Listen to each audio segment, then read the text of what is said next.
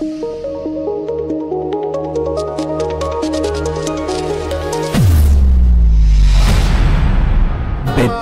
Clouds TV.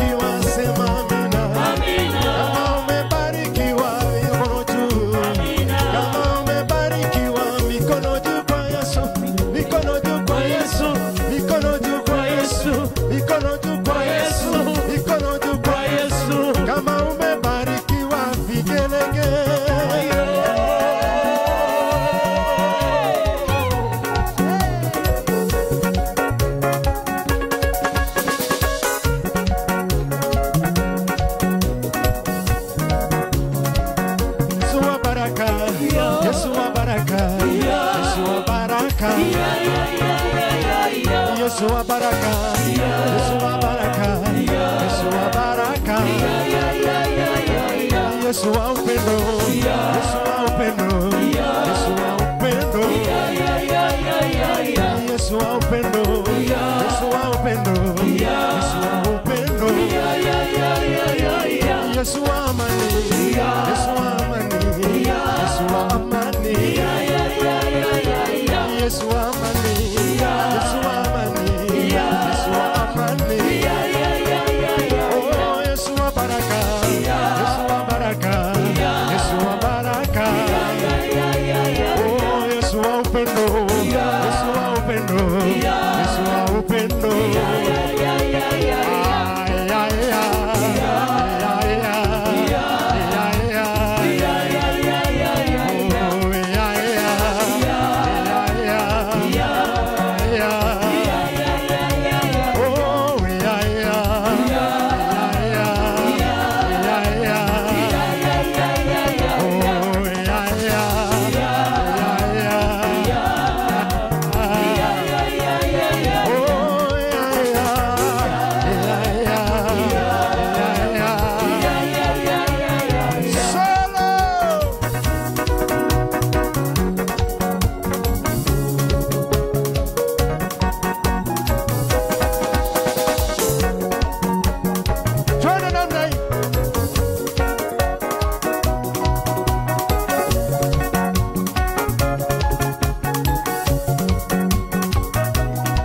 geukia jirani yako kila moja. Tafuta jirani. Na ukiona jirani ambaye unamgeukia amekasirika, tafuta jirani mwingine. Angalia jirani yako, mwambie nitabasamie kidogo tu. Salimia mwingine, mwambie leo umeweza. Salimia mwingine, mwambie halo. Salimia mwingine, muulize umetoka wapi wewe.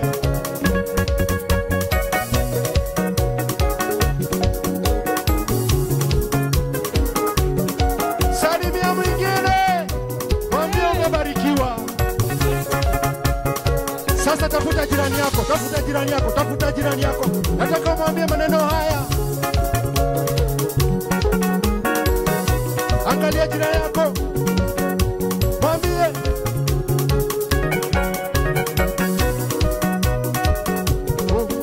umebarikiwa. Mwambie umebarikiwa. Jirani umebarikiwa. Mwambie umebarikiwa. Jirani umebarikiwa. Mwambie jirani yangu. Mwambie jirani yangu, na mavazi mazuri, na sura mzuri, na pesa nyingi. Mwambie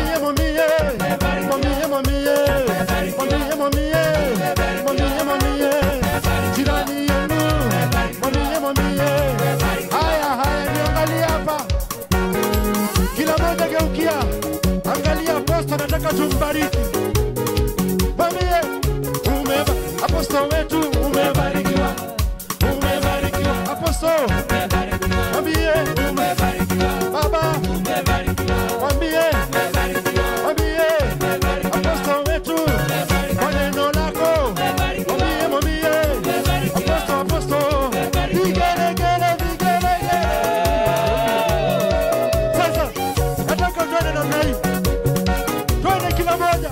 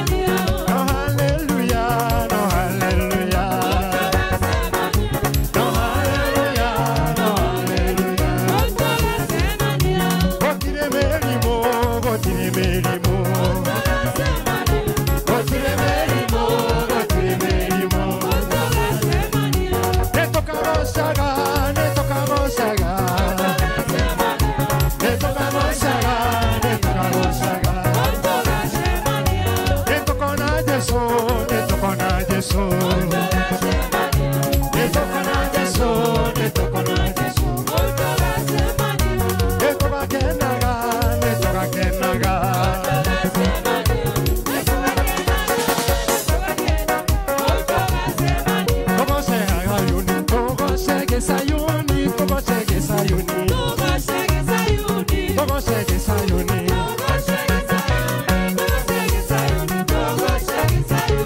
Togo shege Sayuni,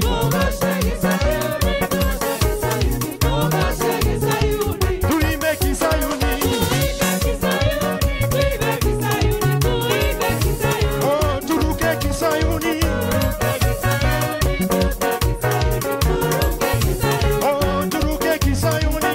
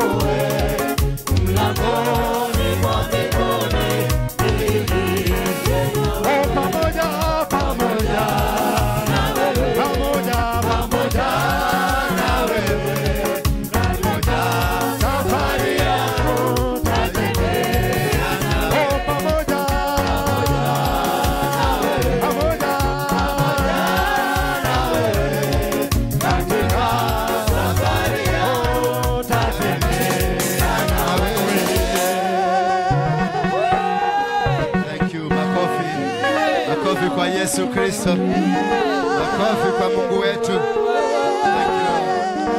Thank you. Tunakuabudu na tunakushukuru. Asante Baba kwa kutupatia wakati mwingine huu. Tumekuja kwenye madhabahu hii ili kwa ajili tupatane na wewe. Naomba msamaha wa dhambi zote tulizozitenda kwa makusudio na zile zote tumetenda bila makusudio. Jehova, katushike mkono tena, tupatie maelekezo, kanitumie kama chombo nikawafikie watoto wako. Maneno yote nitakayoyazungumza yawe ni yako, yasiwe yangu. Toa yote yaliyo yangu kaweke yako, kanijaze, kanipunguze, ndipoza wewe uwe mwingi. Na ni katika jina la Yesu Kristo naomba na kuamini. Amen. You may be seated. Mnaweza kuketi chini ukimsalimia mwenzako. Afadhali vizuri kujua huyo mtu mmekaa na yeye anaitwa nani. Nataka kujua tu anaitwa nani, kwa sababu unaweza kuja kuulizwa huyo mtu mlikuwa mmekaa na yeye alikuwa anaitwa nani. Wewe fine tune hai. Msalimie tena, msalimie mwenzako tena, msalimie tu. Mwambie uwetagwa atia, mwambie na lugha yako, muulize na lugha yako. Unaitagwa nani? I say Peter. Joera iguru hanini. Hais. Siago kwa dhini. Sia mweno. Tumekuwa na misururu. Mtoto ni wa nani huyu? Mtoto ni wa nani? Mulete tu atakuwa wako. Mimi napenda watoto. Si mimi nawabiaga niko na watoto 25. Hata mwingine akikuja, jana ni juzi nilikuwa natabia mtu mwingine hata ukienda upate mko anafanana na mimi kidogo tu, niletee tuone kama ni wako. Si vizuri mtoto wako akiwa Kibera akikula taabu na wewe naishi Karen. Ni vibaya sana. It's a big shame. Si ndio? Wale wanaume naongelesha wanaume, kwa sababu mimi najua nyinyi mko na tufaraga huko nje, mnakataa mnaruka. Usiwahi ruka kwa kifaraga kako. Usiwahi ruka. Hata bibi akilete shida, afadhali bibi aende, damu yako irudi. Kwa sababu bibi si damu yako, mtoto ndio damu yako. Kibera, wewe unaishi Ruda na mtoto wako anakula menyogoro Kibera na anakula mafi, hakuna baraka utabarikiwa.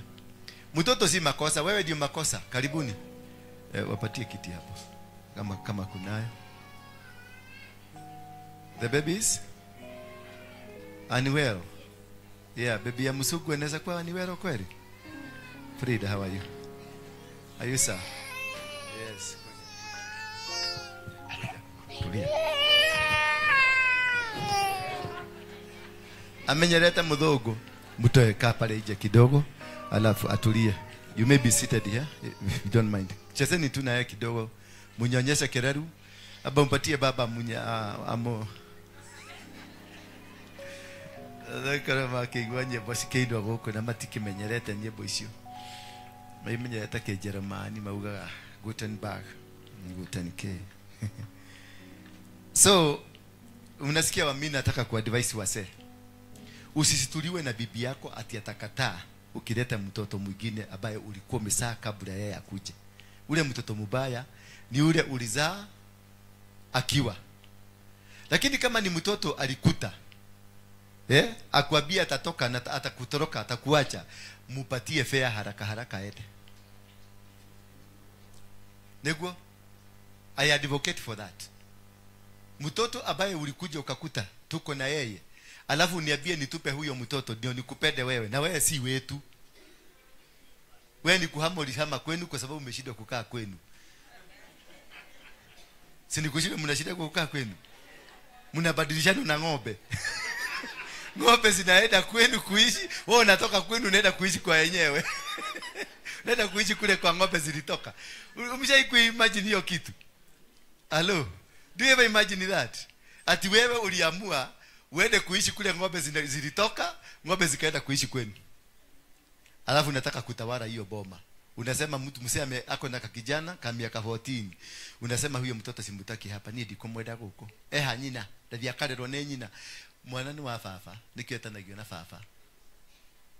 Mwana ni wao. Ni wa mutumia akirera. Na athuka ni wa mutumi. Mwana mwega ni wao. Mwana moru. Nini? Sasa nikuoe leo alafu kuta watoto wangu waanze kuambia watoke. Nitakupatia fare mapema na asubuhi. Uniwache kwa sababu hawa watoto ni damu yangu. Twana tu ni thakame yakwa. Kana tigo? Twana tu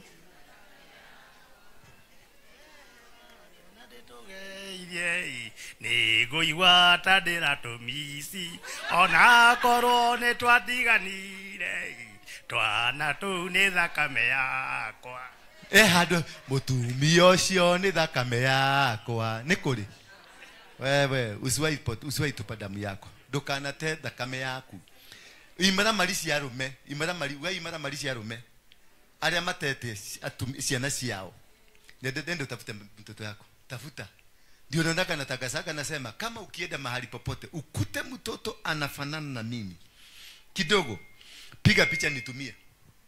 Kuna mahali naangalia kana najua mtoto ni wangu. Sihitaji mimi watoto wangu sihitaji DNA. Wanatokaga copyright. Sihitaji DNA. Sasa mulete tumulee wakae kale wengine wanakulaga kutoka kwa friji. Huyo wako mwingine yako Kibera anaokota mafi. Surely do you expect any blessing from God? Nurahetera kiradhimo. You will never because the baby is crying every day. Mtoto analia oragia na ari korone ndifafa igwe na uthiruruka guku kihiuragia marindo ukiuga anga ndui anga uria we mutongu uria twarithagia makari. You will never see peace. Tafuta mtoto wako mahali yako. Go and look for that baby. Bwana Yesu asifiwe sana. Hallelujah. Sijui ni hiyo imenitoka wapi sijui ama ni huyu mtoto, lakini msiseme ni wangu huyo. Si mnaona anakaa msugu. Jamaa hata kugari video ni wangu. Ako apio mama yake. Nimeona kama amerudi. Frida, anaitaka Frida kuja Kagwera. Na ni atio kuga. Kule manto ama uli Guten Morgen. Unajua sasa ile ama hii ya Kenya. Zote salimia watu na Kijerumani. Msalimie na Kijerumani. Guten Morgen. Guten Tag. Naitwa Frida Karwetha Nkonge. Nimetoka Meru but currently naishi Germany. Mwenye mmeona ni bwanangu na mtoto. Nimefurahi kukua hapa though it's been tough kukuja hapa. Imekuwa so tough as in? Sorry. What has happened? Pole.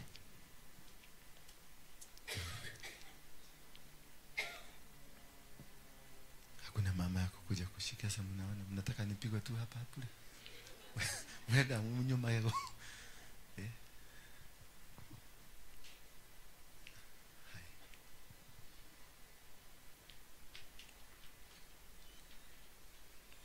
Kashap kidogo. Thank you.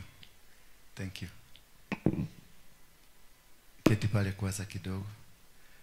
Keti pale kidogo tutakuita tena. Mzee ameenda wapi? Nini shida?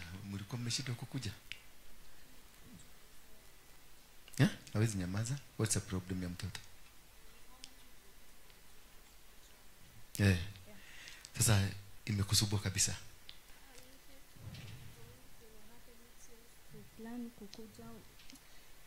Wanakuzuia usirudi. Usijali, imefika mwisho. Ulikuwa ukanyagisha miguu hapa. Hiyo shida yote iondoke. Keti pale. Pole sana. Ilikuwa tukanyagisha miguu wapi? Because leo tunadili na wachawi. Hii wiki mzima yote tumekuwa tukidili na nani? Na wachawi. Na wachawi wataisha. Sema wataisha. Angalia mwenzako yuko hapo karibu muulize, wewe unaweza kuwa ni mchawi? Unaweza kuwa wewe ni mchawi? Muulize tu. Shoka dhani. Main. Anakuambiaje? Habaduki kwa uchawi. Leo tunakubadua. Bwana Yesu asifiwe sana. We've been dealing na mambo na witchcraft.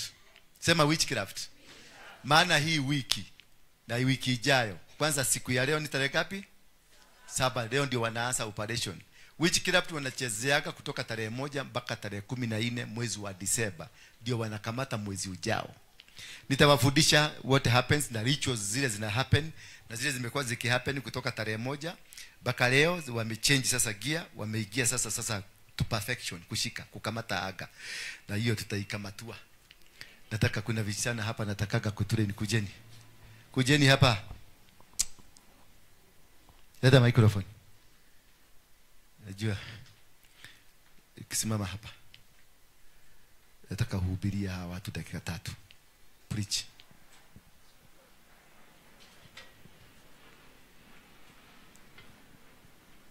Praise God. Praise God again. I want to read a verse from Sauti. Revelation 3 verse 20. Microphone hiyo niyo John teno. So Revelation chapter 3 verse 20. Can someone read for me that verse? Revelation 3 verse 20.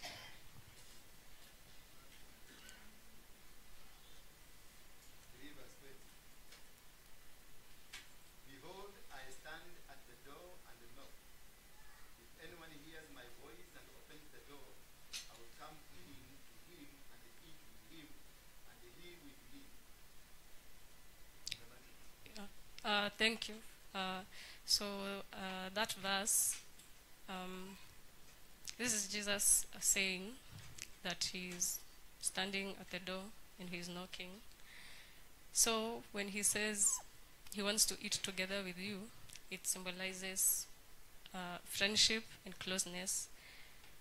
Okay, so for me this verse was, okay, it changed my way of thinking, because before coming to Christ, I used to see him as, I guess, let me say, I used to see him as the big boss and I myself as a servant. But now after reading this verse and encountering Christ, God actually wants closeness and friendship with me, and so that view of him as the big boss actually changed. So I could now see him as a friend or a father. Actually, God can be anything that you want him to be. He can be your friend, father. Yeah.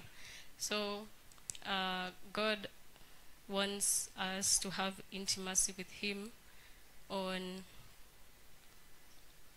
a whole other level.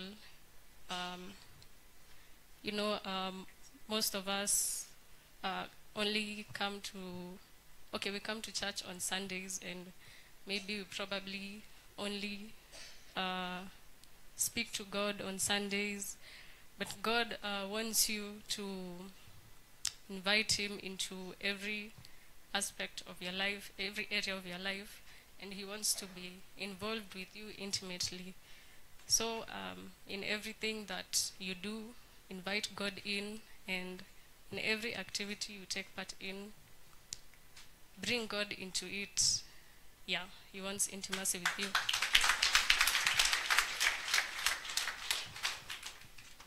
Praise God.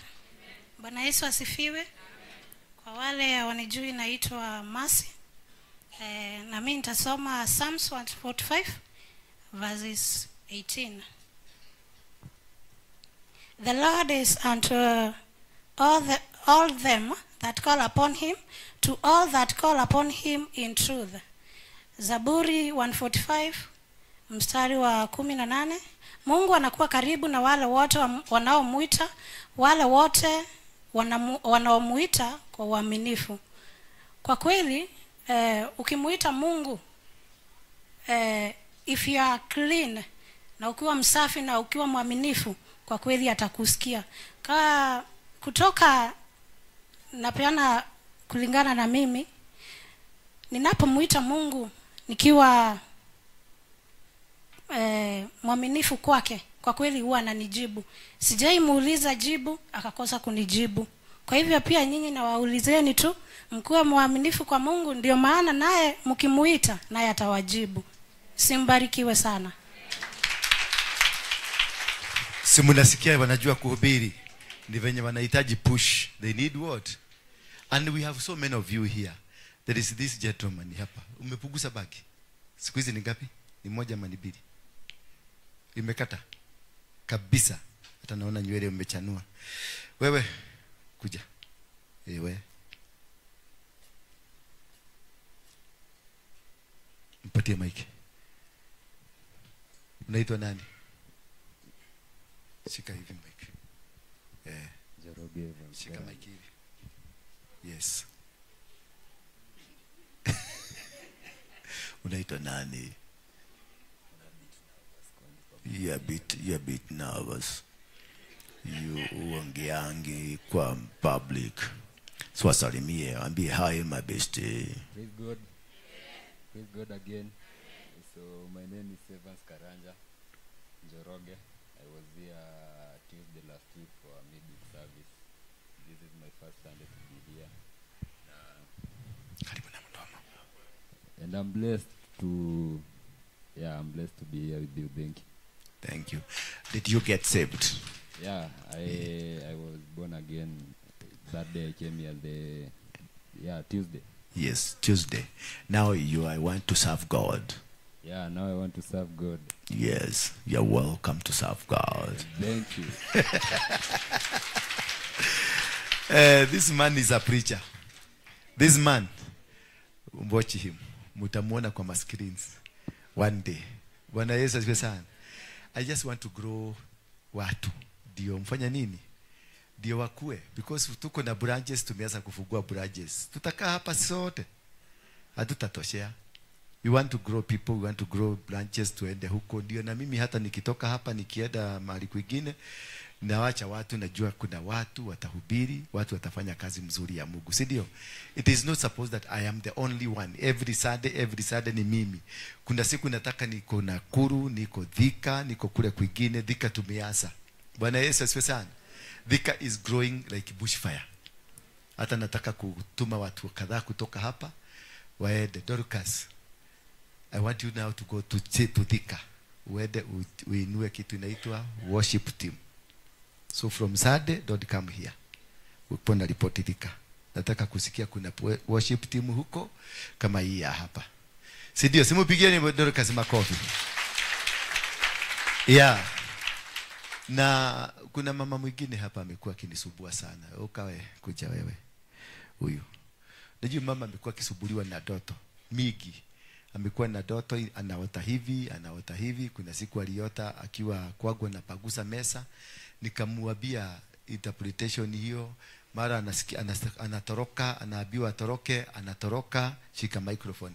Anatoroka, mara akienda kutoroka tena anarudishwa, tena anasema arudi kwa magamonaine ya barabara, tena anaenda, tena kitu kingine namwambia apostle ndio bwana yako, kitu kingine anakuja. Unajua hiyo ni when you uko na kitu ndani yako unachanganyikiago sana.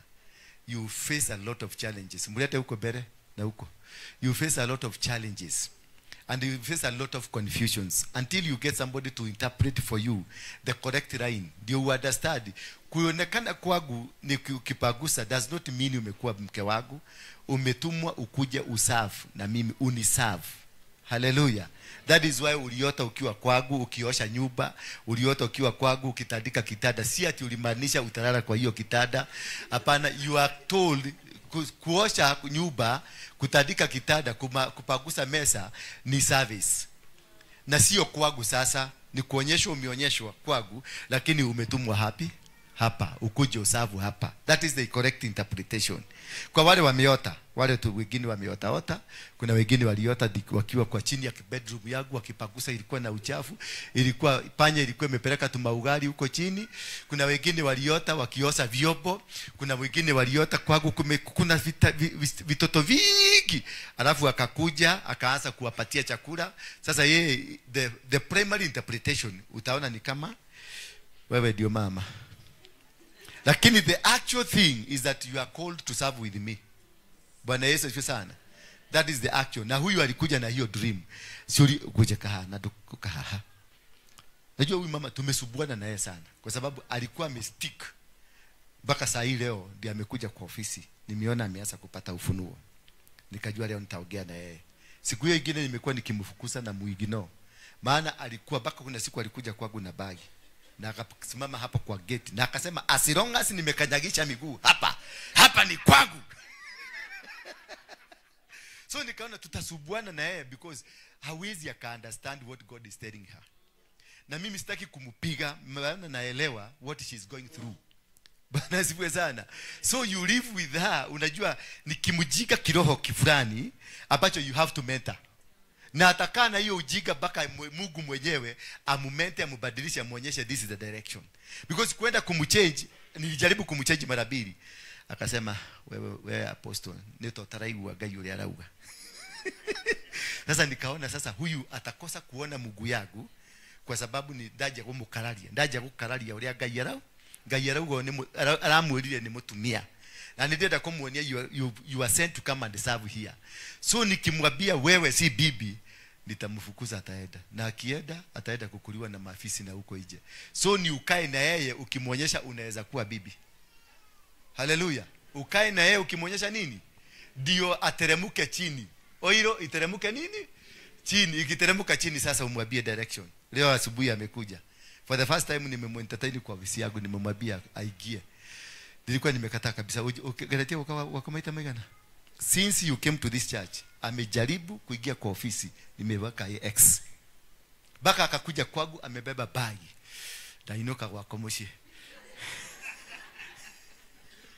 Nitaenda Seattle. Nitaenda Rogai. Bwana Yesu asifiwe sana. Kama ni mtu mwingine ningemshabulia.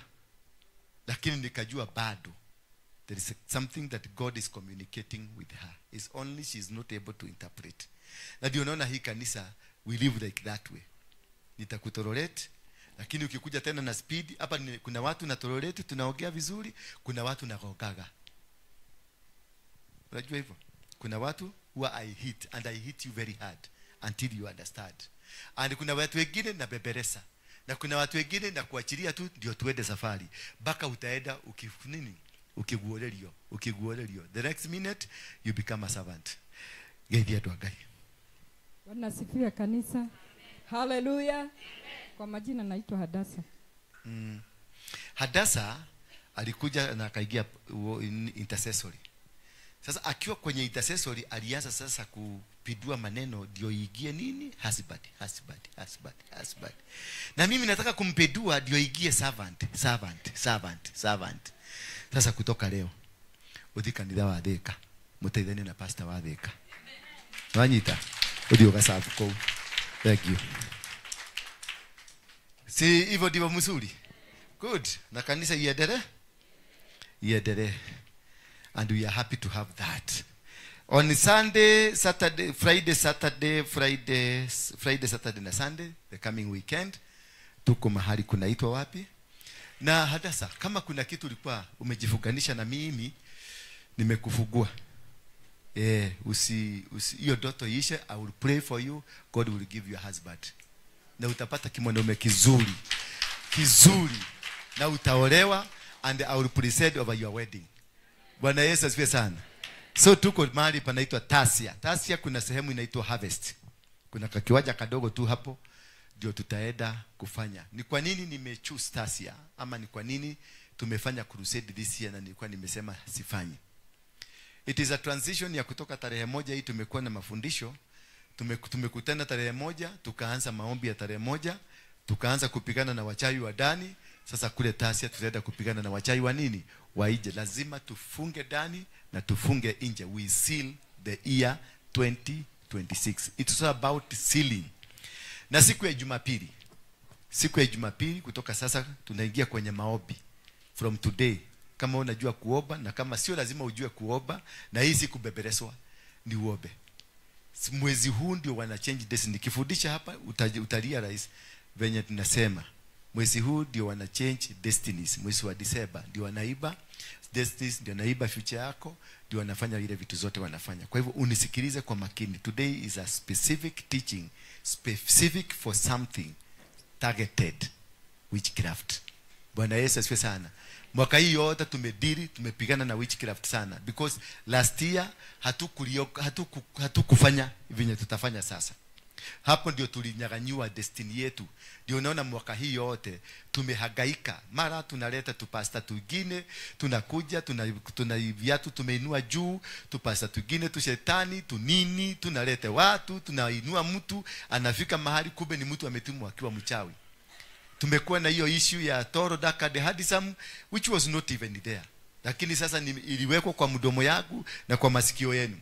Sasa kila kitu ukiangalia, kama Ani para kiniangalia anaona Toro Daka. Hata kuna siku Ani amekuja huko kwangu na amekaa wiki mzima. Baka nikaona ameanza kulegea amekaa vizuri, ni kama amefika nikamwambia Ani tashoka kwa nyuta die kwa nyu. Sikupenda kwake because hiyo spirit ambayo ilikuwa na operate ndani yetu, it was too much of witchcraft. Ukiangalia department zote kama media, tumengangana na media for quite too long. Tumengangana na intercessory for quite too long. Tumengangana na praise and worship team for quite too long, because there is a spirit. At the end of the day, mwezi wa 11, that is the time they hit us. Wali to hit. Wakatengeneza ka message. Ka message kalikuwa kama fulani, kalikuwa kamuchai, kalikuwa kamugaga, mliona tukikafanya deliverance hapa. Kalikuwa kamugaga. Tukakafanya deliverance, lakini kumbe kalikuwa kametumwa specifically. Wachawi wanatumangwa, they come for a mission. Bwana Yesu asifiwe sana. And they are sent, they can be even sent from South Africa, wakuja tu hapa kanisa hii. They can be sent from Uganda, they can be sent from Tanzania. They are sent from all quarters, wakuje wafanye job. Na kimaliza, maybe they are sent for one service, kama leo Sunday, they are sent for a week, they are sent for a month, they are sent for a year. Wakuje tukae na wao, wakuje wafix. So it is very important, maana last year tulikaragwa na hatukujua tumekaragwa. And by the way, last year hiyo sikuwa naelewa. Najua mimi nimeendelea kukua, I'm still growing. Nimekuwa nikikua pole kusoma hii maneno. Na nimekuwa sasa, si mnaona nimekuwa machua kidogo. Kidogo tu. Nimekuwa machua kidogo. Kwa hivyo sikuwa machua. We in this matter of spirit, it is growth. Lazima tukue. So as you grow, you learn new things. And as I've been growing, nimesoma vitu nyingi sana. Nimesoma, tumeenda milimani, tumeona mambo. So tumeenda milimani kule Mount Kenya, tumeona maneno. Tumeenda kila mahali, we have seen great things happening in our lives. And we have seen a lot of revelations. Vitu vimetendeka. I'm surprised venye vitu zimekuwa zikitendeka. Even in my life, nimekuwa so transformed. Na hedaka naangalia kama jana usiku nimekulala, mnaona sijaramuka vizuri. Nilikuwa naangalia video za zamani na video za sasa, nashangaa. Mimi ni huyu nilikuwa naongea hivi, na ni mimi naongea hivi. Kumbe life is a transition. Kagwera, are you now stable? Kuja utusalimie sasa. Be strong. Praise God. Vile nimesema, naitwa Frida from Meru. Nilijoin church online last year 2024 ikiisha. Kila kitu mnafanya na kuanga na nyinyi but online, so nilikuwa nataka nikuje physically. Tulifika jana so late, that's why kila kitu iko so messed up. But I thank God nimefika na tuko salama. Be blessed. Thank you. Welcome. Sasa aenda angalia mtoto. Ama wameenda kabisa.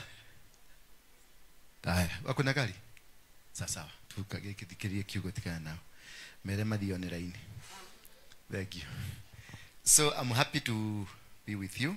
I'm happy for this. Nataka to discuss a topic, a specific topic, targeted specifically, because nataka to deal na these witches once and for all. Sema once.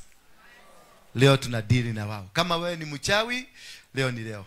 Leo unaisha. Because we are starting a battle of 7 days from today. A battle of what? Tukirudi hapa Sunday, we will be different people. Tukirudi hapa Sunday tutakuwa tumeweka seal. Tumefuga kila loophole ambao last year wametuchezea. Tumechezwa last year. Hii mwaka hii tunaenda kumaliza. Tumechezwa. Mimi nimechezwa mpaka nikainua mikono juu. Mpaka nikajua ya kweli. Haki, ukiugate we moge, think it twice. Ile kusema kati wewe ni mjuaji hakuna kitu ujui. Think it wise. Nilikorogwa nikakaa chini. Kuna siku moja nilikorogwa nikidrive gari. Nikienda kwangu nyumbani niligaa paki gari kado nikakalia kamawe. Nilikaa 2 hours mpaka watu wakakuja. Wananiona wakaenda. Watu wa matatu waliona yo wakienda. Wakarudi tena wakaniona. Mtu mmoja makaga kashuka kwa gari akakuja akaniuliza, "Is there any problem?" Nikamuuliza kwa nini? Nikaniambia tumeenda, tumebeba, tumekuja Nairobi, tumebeba tena tumepanda, tumekukuta hapa. Nikamuuliza hapana. Nikamwambia kichwa yako si mzuri. Nimekaa hapa dakika moja tu na kichwa inaniuma, nikamwambia tukae tu hapa. Sijakaa more than 2 minutes. Akaniambia tumeenda trip ya Nairobi na trip ya kurudi. Na sasa tunarudi ya 3.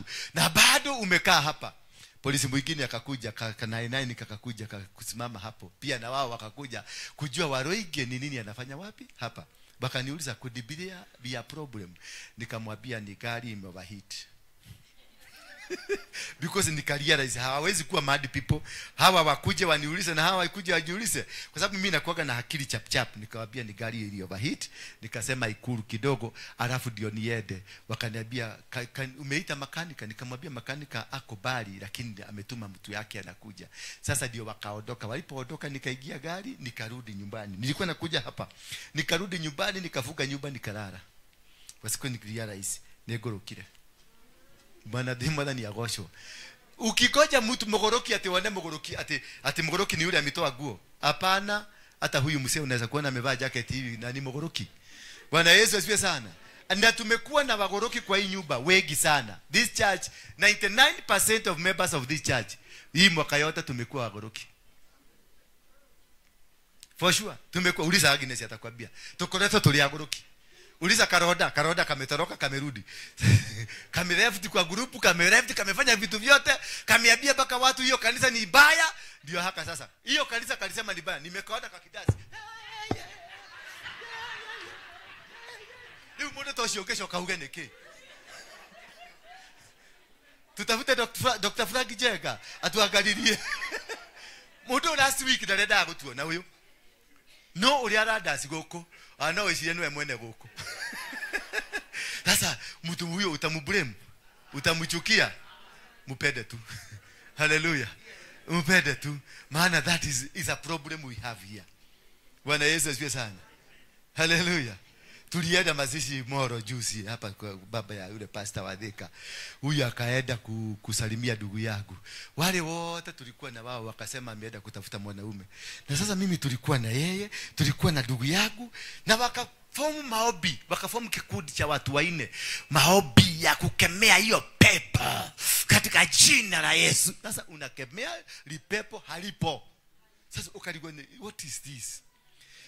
This is wakati nimekuwa nikiomba maombi nikauliza Mungu nipatie message ya hii kitu maana aliniambia deal with witchcraft. Sasa ndio aliniriwaide akanirudisha kwa kila event ilifanyika month after month, week after week. Akaniambia unakumbuka ile event ilifanyika mahali fulani ni witchcraft. Nikaenda unakumbuka ile event ilifanyika mahali fulani ni witchcraft. Unakumbuka ile kuna siku Dorcas huyu amepigwa pale kwa ile kaofisi mpaka wakaganga akina Koki akina nani akina huyu Joeli wakagang watoe kamama kale ati kwa sababu ni kamama kabaya. Kuna siku nilimwambia unajua ukiambia mtu kipatia mtu kifuguo ana follow instruction. Nilikuwa nimemwambia hapa kanisa kusilale mtu. Maana nilijua kuna watu 3 walikuwa nakuja kuweka vidito hapa. Nikamwambia siku hiyo na hao kina Koki na kina Joeli walikuwa na crusade pale TRM. Bwana Yesu asifiwe sana. Waza wakakuja gari ikachelewa. Joel mwenyewe amewaacha watu warafiki zake 2 wameenda. Yeye hataki kufanya kazi, akawaacha wafanyikazi wakifanya. Sasa walipofika hapa wakakuja, wakasema sasa hawawezi kuoku mpaka Karen, walale hapa. Sasa Dorcas, mnajua Dorcas? Wangapi wanajua Dorcas? Inua mkono wale wanajua Dorcas. Inua mkono wale wanajua Dorcas vizuri. Wale wamekutana na yeye face to face kama ana execute orders. Wakakutana na Dorcas. Muga kaile. Muga. Sasa aliwaambia I stand my ground. Apostle alisema hakuna mtu analala hapa. Na ikakuwa hivyo. Na ikakuwa namna gani? Apostle naye simu yake ilikuwa imezimwa. Sasa Hawa na ako kapasta kamukora kalikuwa hapa. Kakaanza kwa sababu kapasta ako kakapata mahali ya kupigia huyu. Kwanza target ilikuwa huyu. Target ilikuwa atoke kwa ofisi. Maana ako kapasta kalikuwa kamefaulu kutoa David. Kametoa David, kamepeleka David Kitegera. Sasa kakurudi hivi nikajua mchoro ya huyu pastor pale anaigiria nataka nini? Kale ka ofisi. Immediately haraka nikaweka Dorcas. Kaambia chuga ofisi. Na nikamwambia, najua Dorcas Mumeru wale wa huko Tegania. Wale wanafurugia, wale wanakadia kama mtu ndemera mundu ucio, yani mukate uulisage baadaye ni kwa nini alikuwa amefanya nini. Ashakata kichwa iko chini, sasa ndio mnaulizana alifanya nini? Kama kichwa iko nini? So nilipomweka pale akakaa strictly na akakaa strong. Na hapa ndio tulimaliza ma-TDH. Si ndio? Si mnakumbuka hiyo ndio kulikuwa na ma-TDH wengi, Matoro Daka de Asam wengi. Kanisa msima ilikuwa imejaa. Kama hapa katikati ni wanawake wote wamezungumziwa na Mungu mmoja, ati ni bibi zangu. Sasa unaona hawa wote ni mabibi zangu. Wewe ulizungumziwa, mimi ni bwana yako, huyu alizungumziwa. Paka unashangaa. Kwani huyu Mungu hanaka plani? Hajielewi? Maana kuna mmoja niliuliza, huyu Mungu kwani hajielewi? Kama wewe ni bibi, nikamwambia hata fulani alimetoka. Unaona hiyo ametoka na hivyo. Ametoka kuniambia Mungu alimsugumusia. Si hata Hadasa tulikuwa naye alikuwa amezungumziwa. Si hata huyu tulikuwa naye amezungumziwa. Huyo Charity alikuwa amezungumziwa. Agnes alikuwa amezungumziwa. Ani alikuwa amezungumziwa. Unaona wote hapa tulikuwa tumezungumziwa, hata huyu alikuwa amezungumziwa. Wewe ulikuwa umesugumusiwa. Watu tulikuwa tumesugumusiwa. Tulikuwa tumesugumusiwa wengi. Bwana Yesu, sasa unashangaa mpaka unauliza Mungu, are you confused? Ama are you bewitched? Because ni kama huyu Mungu alikuwa amerogwa. Maana itakuaje watu 100? Ametuma watu 100 to one person. Ama ninaenda kukata to piece. Kila mtu achukue kapade, mwingine achukue kamuguu, mwingine achukue kamuguu. That is when the confusion is in the church. But si kupenda kwao. You can't hate them. You can't, but the confusion that was planted tarehe 1 December ya last year baka tarehe 14 ndio ilitutongoza hiyo siku yote baka leo. Baka leo ndio tumekuja kugundua mahali shetani alikuwa ametuweka. Ndio umekuja kujua hawa watu hawakuwa wabaya, walikuwa tu wameplantiwa kitu kiliingia. Shetani aliingia tu, maana the witchcraft that was programmed was witchcraft of immorality in this church. Bwana Yesu asifiwe sana. The sexual immorality, the whatever immorality, whatever it is, na tumekapitia. Kamekuwa kagumu. Kanisa imekuwa gumu. Kanisa imekuwa ni vita. Kanisa imekuwa ni nini? Baka saa hii ndio tumekuja kujua. So you can get into a trouble na uendelee kuface the troubles. Hiyo kazi yako, hiyo marriage yako, hiyo position yako, you are facing challenge after challenge. Not because you deserve the challenge, lakini kuna kitu kiliprogramiwa ndani yako na kimekukula. Na by the time you come to realize hiyo kitu venye kimekukula, you are already finished. Miaka imeenda. Ndio naona hapa, naona wazee hapa. The reason I normally invite hawa wazee, kwa sababu naonaka wazee wengine hapa ni my evangelist, wengine ni mapasta, wengine ni maprofet, lakini wamesugushwa na dunia, wako ite sasa ndio wameanza kurealize nie nao huje. Kuna mzee mwingine aliniambia, onani niko jao hikorera kanisa ndio kuhujia leo na hana meno. Sasa nikamuuliza, ni meno tutaweka kwanza ama ni kanisa tutafungua? Kwa sababu nikamuuliza iko nini? Si ukihubiri ukiwa kijana? Akaniambia mimi anasa, mimi na wasichana tulikuwa hivi. Tatu kuachana. Kumbe destiny yake iliibiwa, akakuwa diverted. Destiny yake iligonywa kidogo tu. They need only to twist a little bit and you are finished. You move hapa, utazunguka dunia hii, utazunguka. Sio na huyu anataka kukuja Kenya ndio abarikiwe. Ugonjwa inamstrikia kule ni Frankfurt ama ni wapi? Chromix. Iko inamgogea huko anakuja na confusion, lakini Mungu na yeye ni nani? Make sure amefikisha, amekanyagisha miguu hapa. Bwana Yesu asifiwe sana. And this is the plan of God in your life. This is what he wants with you. So don't worry what has been happening in your life. It has happened because somebody somewhere programmed your life into the negative side. And today we are going to undo. Hallelujah. Leo tunaenda kubadilisha whatever they said about you. Whatever they programmed you, kile kitu waliweka ndani yako ndio tunaenda kureverse. Na tukireverse kutoka leo, utaona ile mlipuko itakuwa Kenya hii. Tena wachawi hawatatukamata tena. Wachawi hawataturoga. Wachawi hawatakamata destiny yako. Wachawi hawatakamata ndoa yako. Hawatakamata biashara yako. Hawatakamata familia yako. Because you are free. Mwambie mwenzako I'm free. In the mighty name of Jesus Christ. Now nataka to discuss what are the rituals ambazo zinafanyikaka December. Kwanza kabisa tusome kitabu cha Job. Ayubu chapter number 1 kutoka verse 1. Tuwekee Kiswahili and ndio wamama waweze kuelewa what we are talking about. Kwa hivyo crusade tunaenda Tasia on Friday, Saturday na Sunday.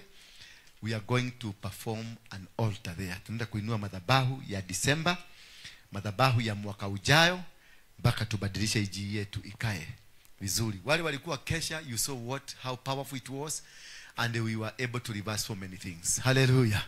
We were able to fight the devil. Na tuka understand, how do you know ati shetani umerogwa, mrogi amekusalimia? How do you know? Unajuanaje ukiface mtu huyu ni mrogi? Unamjuaje? Tulisoma Friday usiku.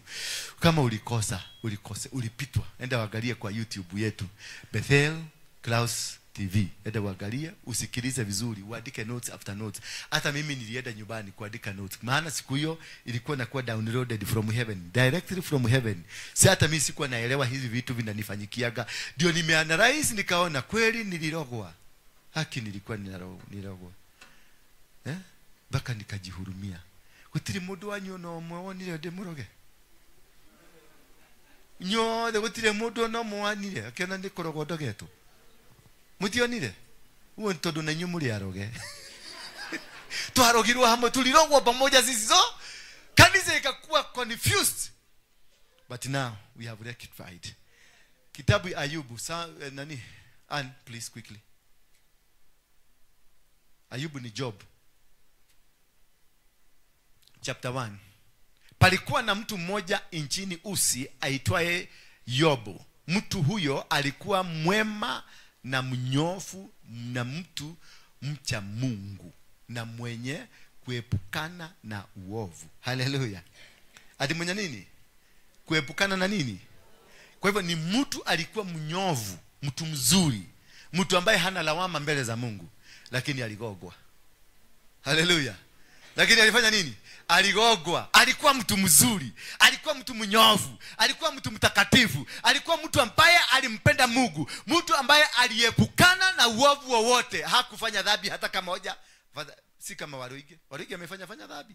Huyu alikuwa mtu msafi mpaka Mungu inamtabua. Lakini aligogwa, hakugogwa. Aligogewa watoto, akagogewa mpaka mke, akagogewa mpaka ng'ombe, mabuzi zote ziligogwa. Kwa hivyo kukua msafi, kukua clean does not mean that you are immune. Wakiamua kukugoga watakugoga. Huyu mpaka shetani mwenyewe, si wachawi, hakutuma watu wa mkono. Shetani mwenyewe alienda kwa Mungu akamwambia hiki kijamaa kinakuabudu kwa sababu ya mali. Kinakuabudu kwa sababu mkifanya tajiri. Tuachilie, tuhuenegere, tuhinya hanini. Bwana Yesu asifiwe sana. Bwana akamwambia nendeni mfinye, msiguse moyo. Nendeni mfinye. Muone huyu jamaa hawezi kugeuka. Tuendelee basi 2. Hii inasema namna gani? Yobu alikuwa na watoto 7 wa kiume na 3 wa kike. Kwa hivyo ni mtu alikuwa ni baba, na alikuwa na watoto wengi lakini imemshida kidogo. Bwana Yesu asifiwe sana. Tuende basi 3. Alikuwa baba. Basi 3. Alikuwa na kondoo 7,000. Huyo ni maskini? Alikuwa na ngamia 3,000. Ni maskini? Alikuwa na jozi 500. Ni maskini? Alikuwa na punda majike 500. Ni maskini? Na watumishi wengi sana. Ni maskini? Yeye alikuwa mashuhuri kuliko watu wote huko mashariki. He was a rich man, a popular man, a very strong man. But still alivinywa. Bwana Yesu asifiwe sana. But still alifanya nini? Alivinywa. Kwa hivyo hii kitu ya kufinywa haitabui wewe ni nani. Haitabui kama wewe ni archbishop, wewe ni prophet, wewe ni nani. Ikikuamulia kukufinya, kama haukuelewa kutegua hii mitego yao, utafinywa. Haleluya. Kama venye Dora amefinywa. Ukisikia Dora akisema amefinywa, amefinywa. Haleluya. Teko ndo na maitho matha ulifinywa wapi? Hatukuona ukifinywa. Nilifinywa huko kidani dani. Nikuria deo magia takatole. Nilifinywa huko dani dani. Waliniwekelea kila aina ya maneno. Waliniwekelea kila kitu. Na wale walifanya hiyo kazi yote ni marafiki wangu wa hapa. Wale tunakulaga na wao. You can imagine.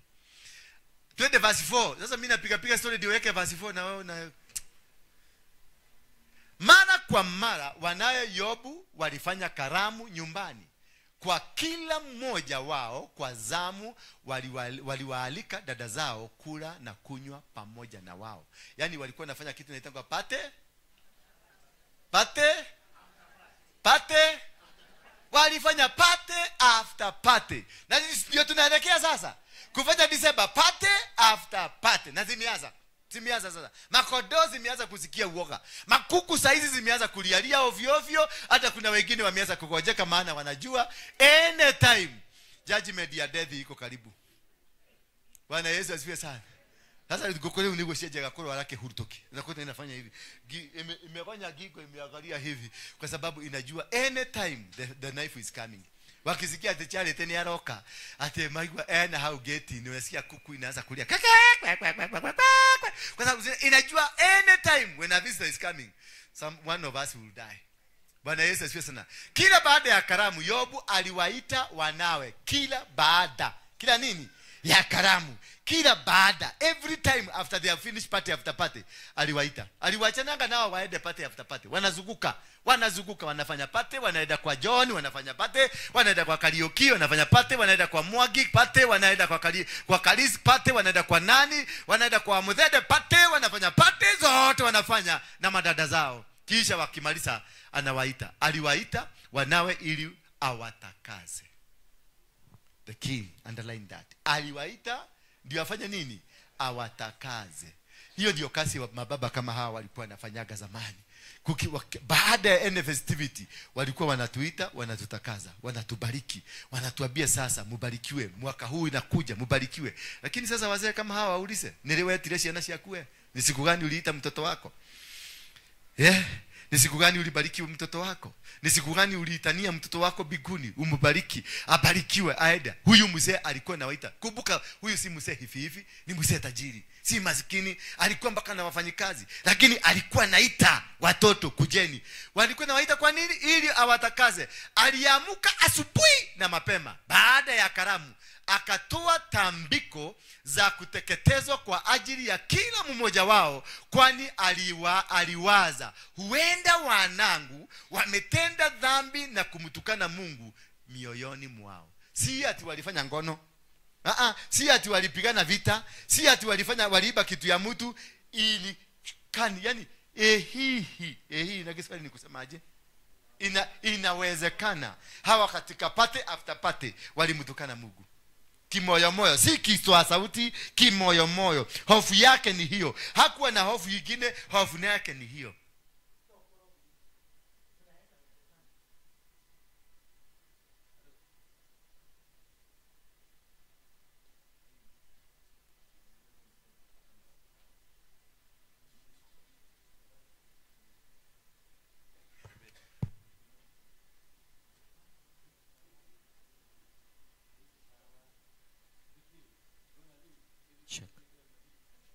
Check.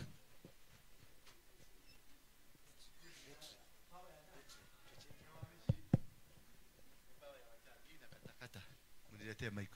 Basi ikatokea siku moja malaika wa Mungu. Turudishe hapo hiyo nyingine kwanza. Hiyo ya mbele, hiyo tulikuwa kabla sijakuwa itirabu. 5 please. Nipatie 5. Kila baada ya karamu Yobu aliwaita wanawe ili awafanye nini? Kwa nini? Kwa sababu alikuwa na hofu. Kwa sababu alijua watoto wake ni wazuri. Alijua amewalea vizuri. Alijua hawa watoto wake hawawagi maneno machafu chafu kama aposto. Alijua hawa watoto wake ni watoto wanao msimamo mzuri, maana amewalea vizuri, amewatunza vizuri, amewaweka vizuri. Bwana Yesu asifiwe sana. Lakini alikuwa na hofu. Wanaweza kosa, hawakutukanana. wanaweza kuwa hawakuongea vibaya, wanaweza kuwa hawakufanya jambo lolote baya, lakini wanaweza kuwa walikasirisha Mungu ama walitukana Mungu kimoyomoyo. Huko ndani kimoyomoyo, venye unafikaga mahali umefika kwa kona fulani, unauliza kagayo agethireko. Yaani kwani kuna kuaga na Mungu? Napitia haya yote napitia, Mungu anakuaga kweli? Wachawi wanatafutaga a leak where they can be able to penetrate. The demonic process zinatafutaga ni kajia gani tunaweza kupenya. Maana wewe ni musafi, wewe ni clean, wewe ni mwokovu, ni mlokole, umeokoka hata kwa Yesu mwenyewe. Unakaaga biguni na kuja asubuhi, kumaanisha hauna mambo, unaka uchafu. But could there be something that you thought kupitia kwa moyo wako, ukaona ukauliza Mungu, kaiga hiyo yageturaga ku? Huyu Mungu mwenye asikiagi, kwani Mungu anasikiaga akifanya nini? Hivi nimepitia hivi, venye nimeteseka hivi, venye nimekubana na hii, venye hii maneno yote imenifanyikia, hii maneno yote nimeenda kanisani, pastor apostle ametuambia tutoe sacrifice, tukatoa, fungu la 10 nimetoa, pesa zote nimetoa, karibu nitoe mimi hata karibu nikate mguu nipatiane kanisani, nimetoa kila kitu, lakini nothing is happening. Hello. Hiyo sasa ndio kuongeleza Mungu vibaya. Hiyo kama ni wangapi wamefika hiyo hali ya hapa kuku ushailament? Anyone that amewahi kulament kusema kaga hiyo agethireko, huyu Mungu mbona anisikii? Inua mkono. Mimi najua ni nyote, kila mtu hapa najua you have reached, ulifika mahali paka ukajiuliza kaga hiyo agethireko, kayo no akoraga ku. Umehama kanisa moja ukaenda kanisa ingine, umeenda kwa warigi ukaambia kwa warigi ndio Mungu anasikikaga, unakuta huko hata Mungu akusikii na hataki kusikia sauti zako. Unatoka hapo unaenda kwa Manyuru, unafika kwa Manyuru unaambia uraro, unaanguka chini na utoka kwenda matope. Unatoka huko bure, unateremka kwa komada hapa chini. Liana wende. Ora baba. Ora kaka. Ora da. Unalia na unaenda, unakuta hakuna Mungu anakusugumulisia. Unaenda kwa baba yetu pale huko chini. Mungu anaenda kukubariki na mambo yako yataenda kubadilika sasa. Vile mimi naangalia na mimi naona hiyo shetani imekuwa ikikufuata, inaenda kuangamia. Kayogo nigwa wokere. Unatoka huko hakuna kitu. Unatembea kwa Moiro. Unaenda kwa Moiro, unakuta amechota gari msima, trailer msima ya mchaga ya red. Anakuchotea kijiko kibeba. Unaenda bariki shamba yako. Unatoka huko zero, unateremka Mavueni kwa Ezekieli. Unaenda huko unapatiwa maji na hadi kachivu. Nothing is happening. Baka unafika mahali unauliza, kwani huyu Mungu anakuaga wapi? Tulia, huyu Mungu yupo. Huyu mtu anaitwa Ayubu alijua God is still there despite the challenges that you are going through, despite the difficulties, licha ya misukosuko katika maisha yako, despite the fight, maana wamekupiga. Hata mimi kuna wakati katikati ya mwaka huu nilifika mahali nikaona wacha sasa nisarede. It was too far, too path. Ilikuwa baya, ilikuwa gumu, saa hiyo ndio tumepata shida. Mama yangu amekufa, nilikuwa nimempeleka mpaka ICU. Hakuna hospitali sijapeleka mama yangu, nimempeleka mpaka Germany, na mimi naombea watu hapa. Unajua hiyo aibu? Unaona hiyo aibu? Mama yangu nilimpeleka mpaka Germany, nikampeleka mpaka UK, nikampeleka mpaka South Africa, nikampeleka hapa Kenya. Hakuna hospitali hapa. Mahali sikupeleka NAR. Bwana Yesu asifiwe sana. Sasa hiyo ndio natakasa siku ya Wednesday, watu wakuja waombewe wapone. Lakini sikuleta mama yangu hapa nimuombe apone. Nilikuwa nataka kuombea raia, lakini si mama yangu. Mama yangu nilikuwa nangangana na madaktari. You can see that pain, you can see that embarrassment, that mama yangu wako hospitali, lakini mimi nimeita nyinyi mkuja niwaombe. Sasa what is the logic there? Mumura nyedete inywe diramwira muke muhoyo kaitedete kaitamwedete yani, is it making sense? The mother that you love so much is in the hospital, and the people you don't, they are not even your brothers and sisters. Ndio na connect na Mungu. Ati Mungu, ati ukikuja hapa nikiinua mkono hivi mtapona. Sasa hiyo na wakoniwizi, na mama yangu sasa hiyo ako kwa ICU. Badala mimi niende kwa hiyo ICU niseme mama, hello, in the mighty name of Jesus, pona na muke na tebe. I did not do that because I could not be able. Tulikuwa naenda na sense azinakaa hivi na kwa kado, naona mama yangu bigu inaniambia mama anaenda. Sasa na mimi najaribu kusema mama atapona, haponi. Nikitoka kidogo hivi tukatoka tukagurumisha gari kuteremka hivi, tukaambia mama ameenda. Sasa nikashindwa kukakwera andu Ngai ate nitakuja kuambia kanisa nilifanya nini. Maana watu walikuwa wananipigia simu hapa ati mtoto wangu nikukufa na kufa. Nasema nikiwa hapa kuna mtoto alikuwa amekufa kabisa pale Kenyatta, mama yake akakuja hapa tukaomba, mtoto akarudi akadebia kamefufuka tena. Sasa na saa hiyo mama yangu ako wapi? Sikuweza kuambia mama yangu afufuke, lakini ninaambia raia wengine wafanya nini. You can see now the situation that I was in.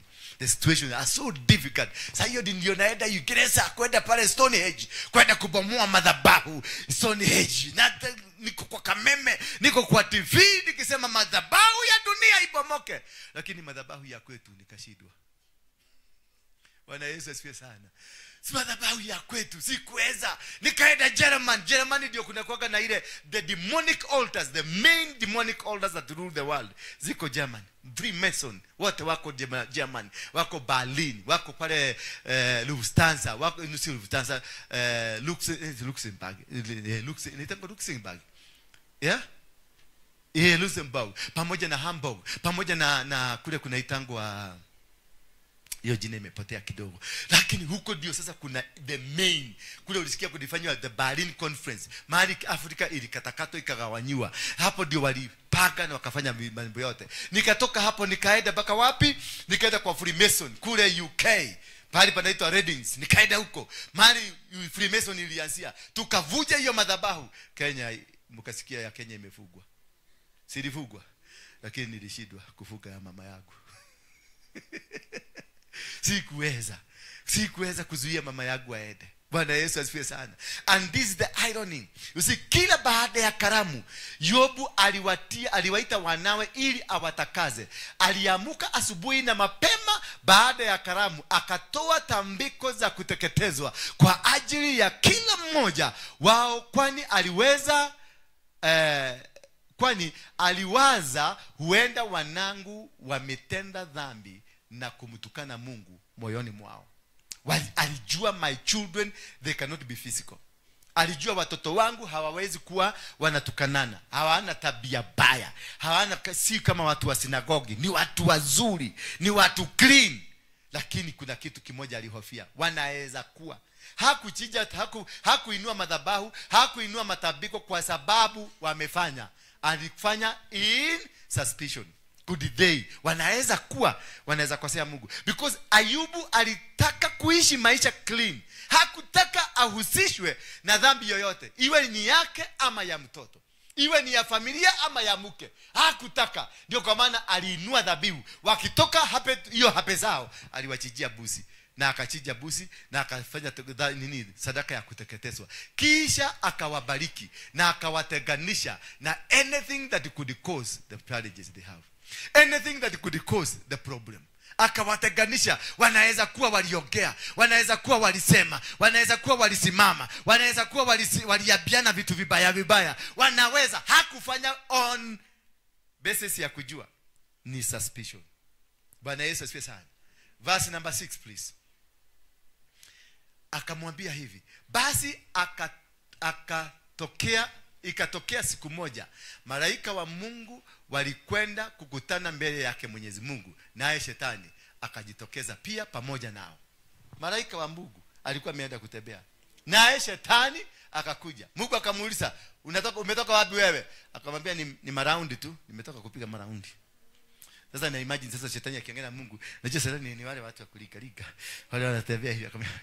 Nimetia maraundi tu, nimeona gogo na alikuwa anaongea na accent ya Nyeri. Nimetia na gogo no raundi kidogo, nyumoko hula raundi kidogo. Verse ya 7, tunasoma verse ya 7 hapo.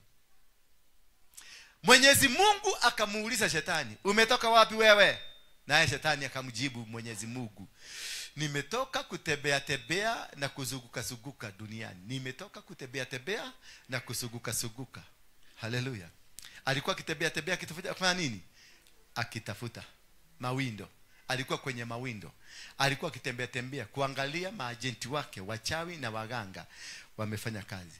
Sasa hii huu ndio mwezi ameanza kutembea. Ameanza kuzunguka akitafuta. Ana hii ndio wana fix deal ya next year. Bwana Yesu asifiwe sana. Kutoka tarehe 1 ya Disemba mpaka tarehe 14 ya Disemba ndio wanga wana fix arrangement ya next year.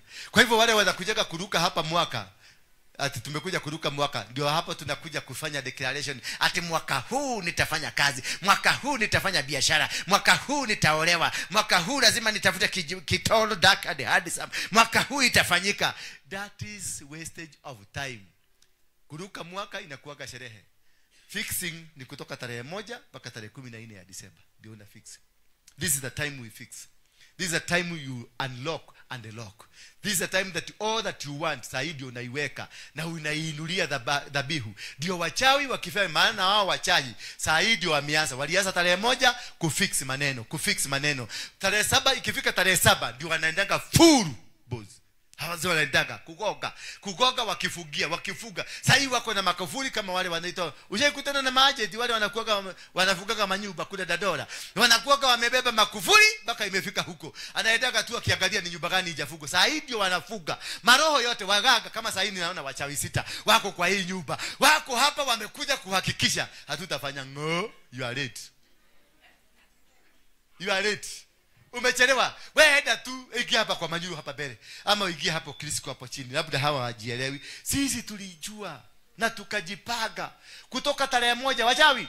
Kutoka tarehe 1 we have been in the operation.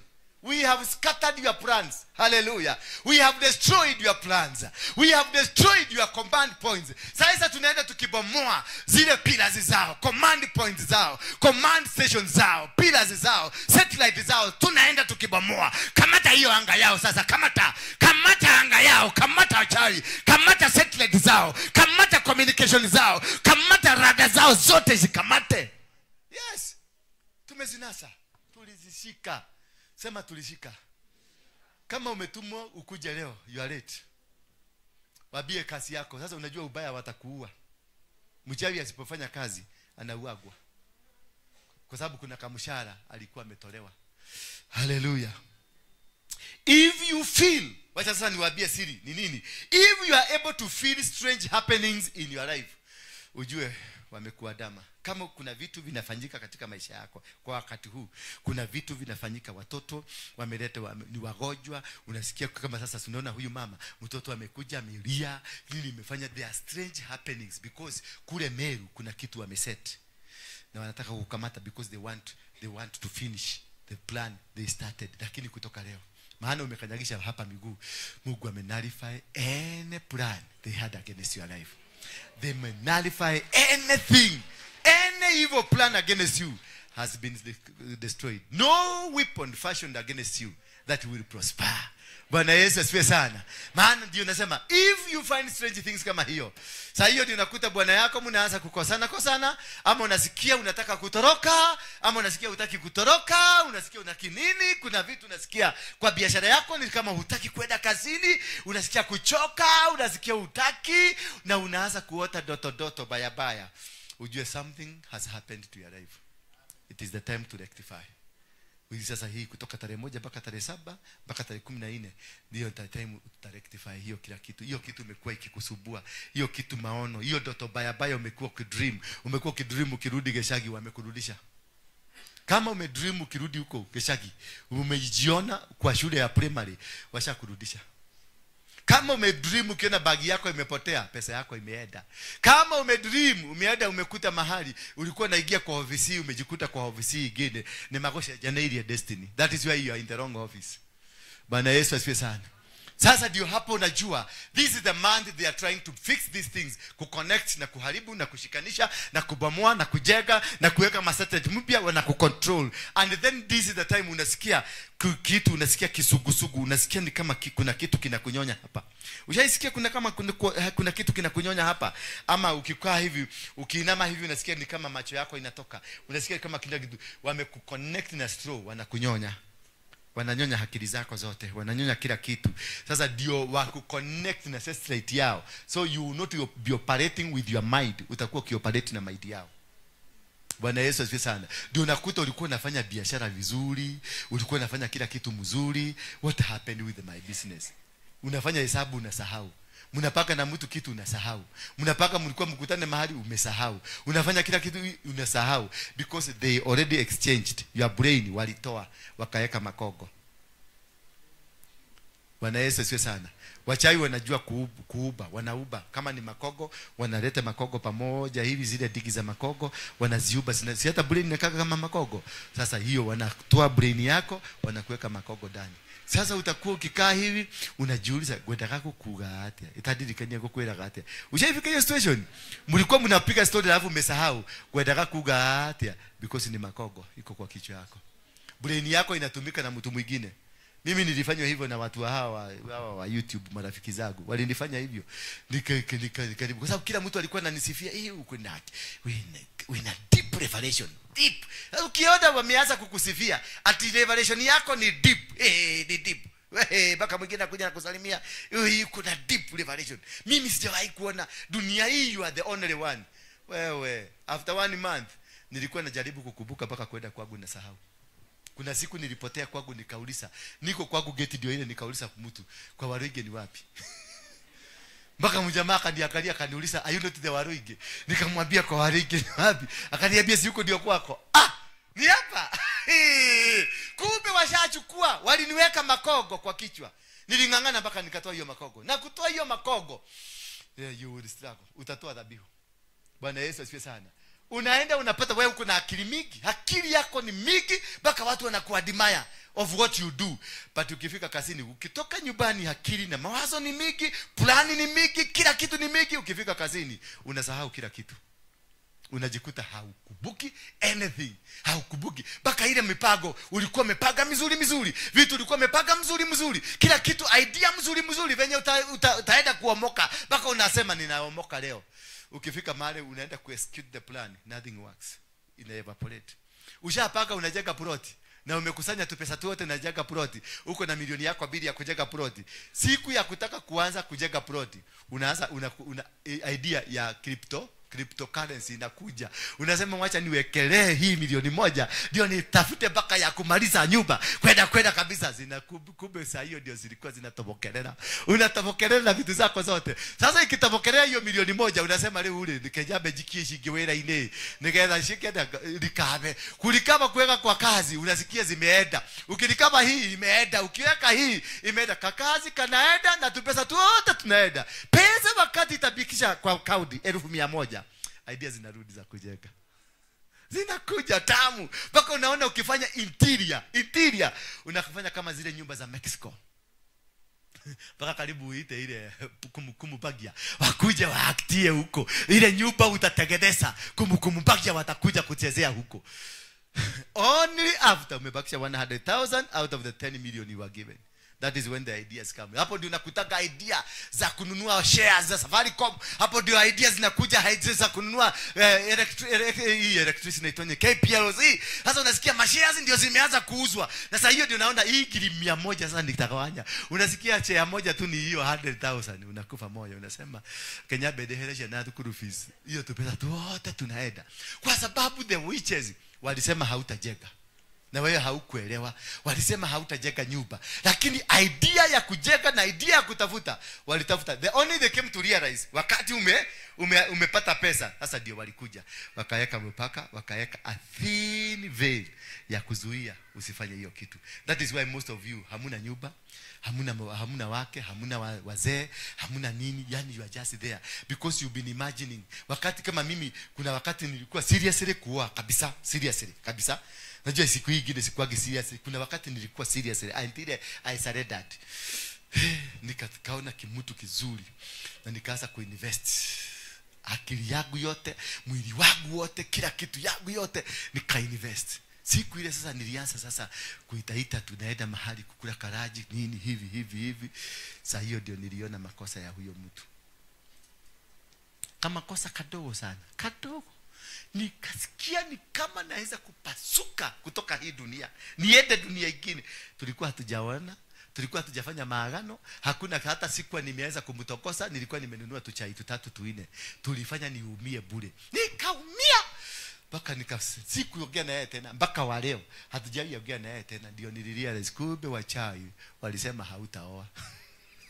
So kuna watu hapa unafikiria ati ni fan. Sitaki kuoa, nasikia I'm not ready. Nekora go arogirwo. Nego morali ni wangu. Ani ndio shagia moto. Ulikorogwa na wafugwa wote hawana mabwana. Wapate mabwana sasa. Wote hawana wake, wapate wake wao sasa. Hayo amsemi amen. Tondũ nĩmũraigua nĩndeheria mwena wanyu. Ati juu nimejiondoa pande yetu sasa hamtaki kusema amen mzuri. Watu wote mwenye anatafuta bibi apate bibi katika jina la Yesu Kristo. Mtu yote anapata mke anatafuta mke katika jina la Yesu Kristo. Pokea mke wako. Pokea mke wako. Haya. Iyo mutire uga amen. Njega. Tondũ mutire ndire ithabu inere yanyu. Bwana Yesu asifiwe sana. I'm always happy. Sema this man is happy. Yes, na hivyo ndivyo mchungaji wako anafaa kukua. Si akujage hapa kupiga makelele. Simeona mwaka mzima nimekuwa nikipiga makelele. Nilikuwa nimerogwa nipigage makelele. Badala ya kuwabariki ni wakasi. Bwana Yesu asifiwe sana. Nikorogo netunya mutuge tukite hana turatutuge turorete iguru ugo tuhiena tomu hau tukware tukoma twandu tuhikarete ugo tuyuhetie romo igo tamu hau. Watakuja imejifanya watu wa maana, watu special, masaitani. Lakini wanakuja wamevaa maguo zimefika huko chini, marefu bako unaona kai huyo kanue. Bako unacheka wewe peke yako unaona huyo kanue. Unajua ile ya kucheka ile umebarikiwa. Ile ni shaitani ehubeta guo igakinya athi ehubere hunyo na miatoka ya maruine. If your mind feel clouded than usual, if you find your mind is clouded than usual, ujue kuna kitu imefanyika kwako. Wamekuroga. Bwana Yesu, unasikiaga yani akili yako ni kama nito tukaniro. Unasikia ni kama uko ndani kuna dogo. Ushaikaa siku moja unasikia uko ndani kuna dogo.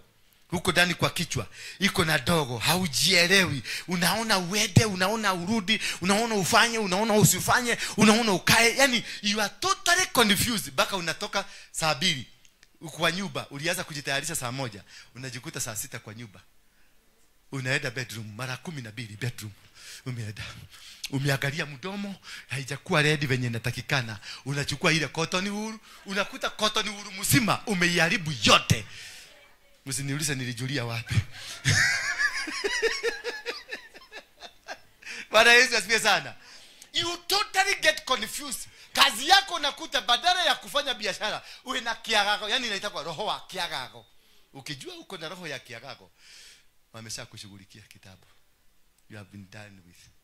Ndio unaona unaruka kama karoda, uko hapa, maana walikushughulikia. Haleluya roda. Bwana asifiwe. Umerudi ama umekujia? Roda, umerudi ama umekujia? Umekujia?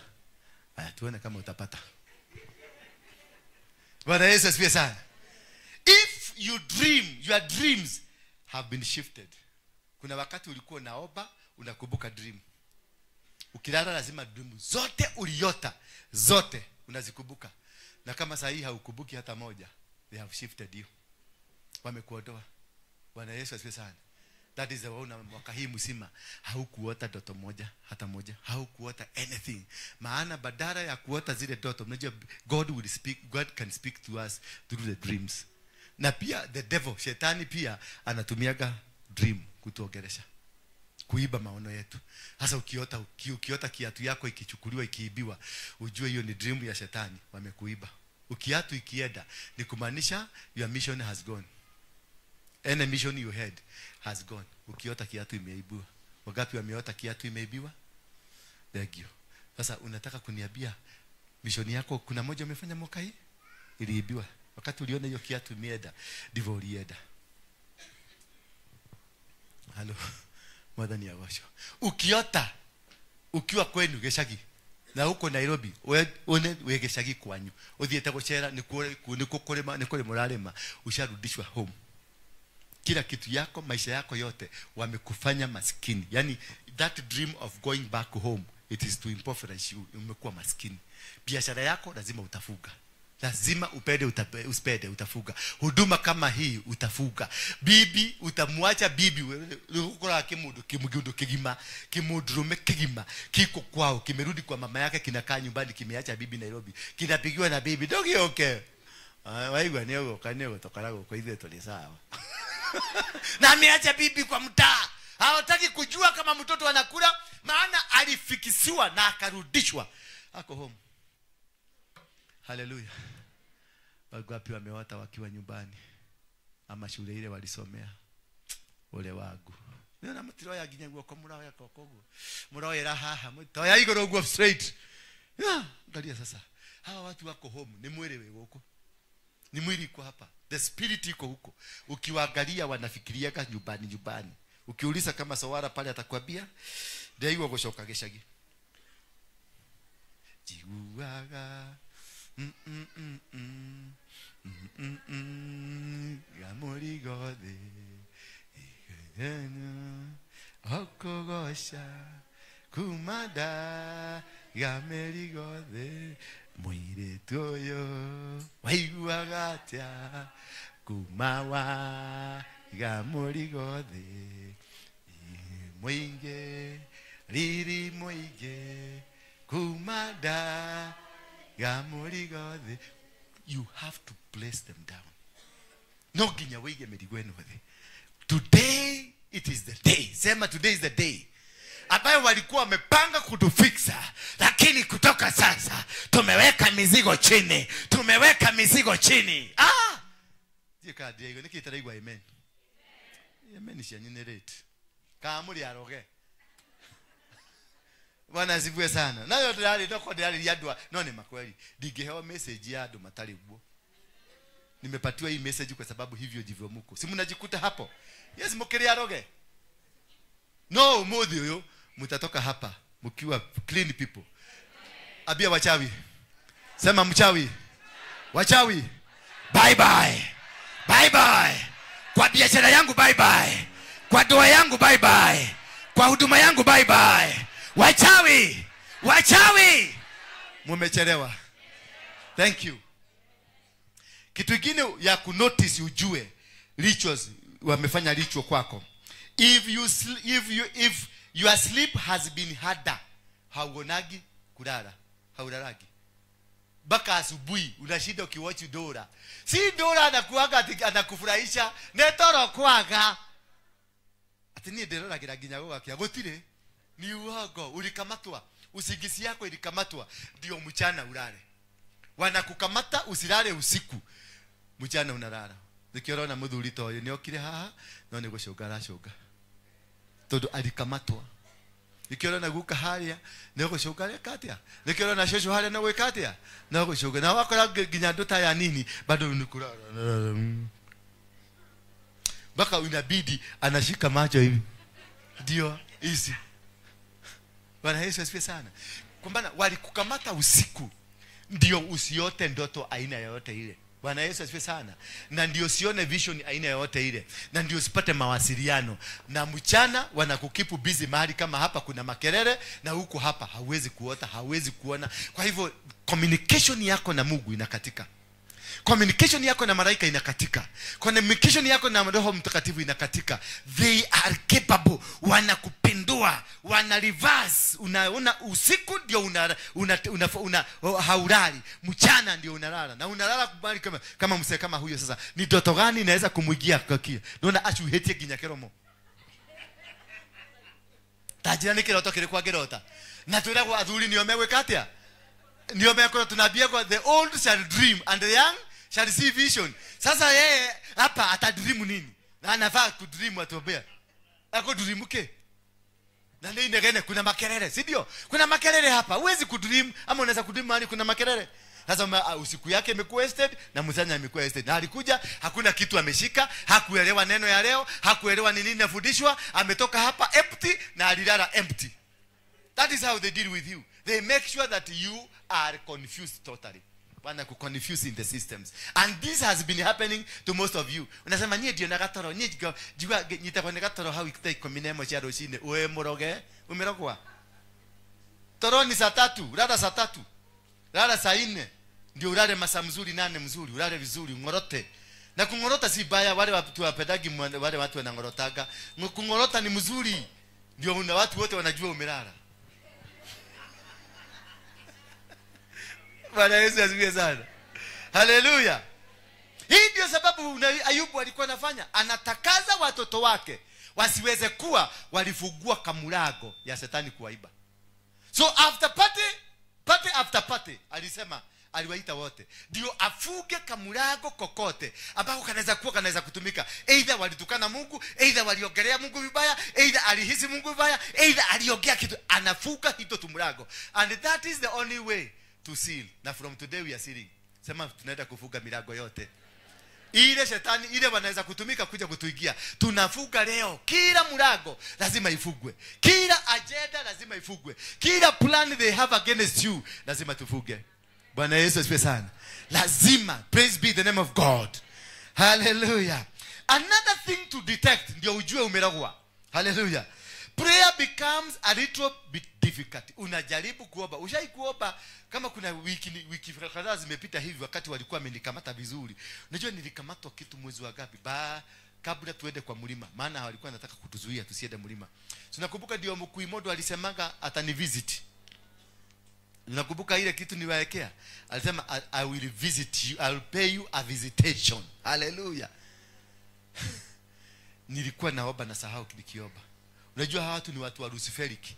Nilikuwa naomba naambia Baba katika jina la shetani ninakuabudu, ninakusifu. Wewe shetani, wewe ninakuabudu, uinuliwe usifiwe shetani. Mtu akakuja akaniuliza ati umesema nini? Ati umesema shetani.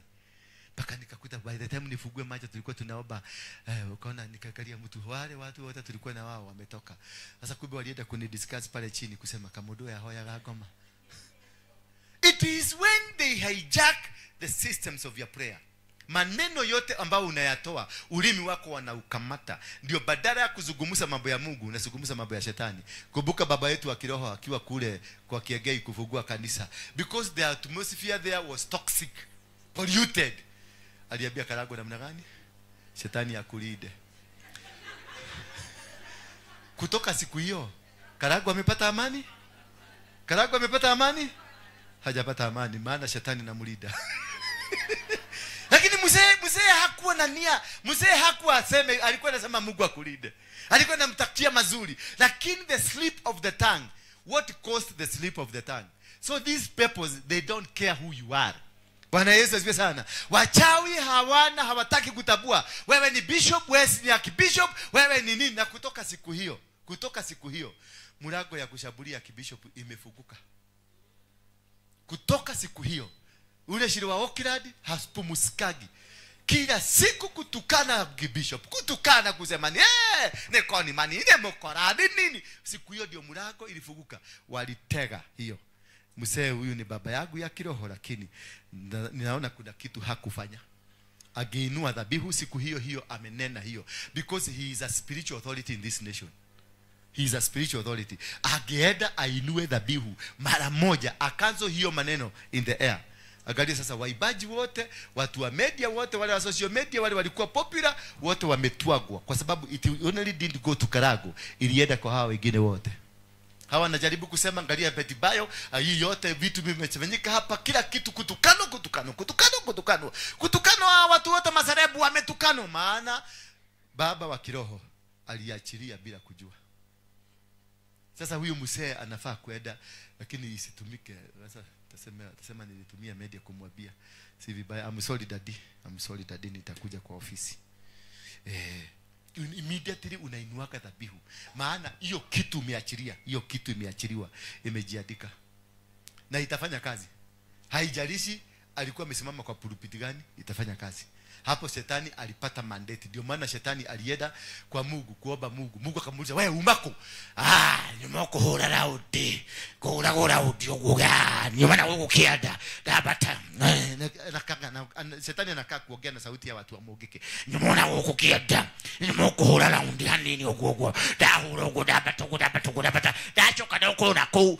Ogugo yokite dakoro mawajiko. Ona mawa ngale makinyoke. sijua nani wanasemaga mawa agali na mawa ajiko. Bwana Yesu asifiwe sana. So you cancel those words that you speak.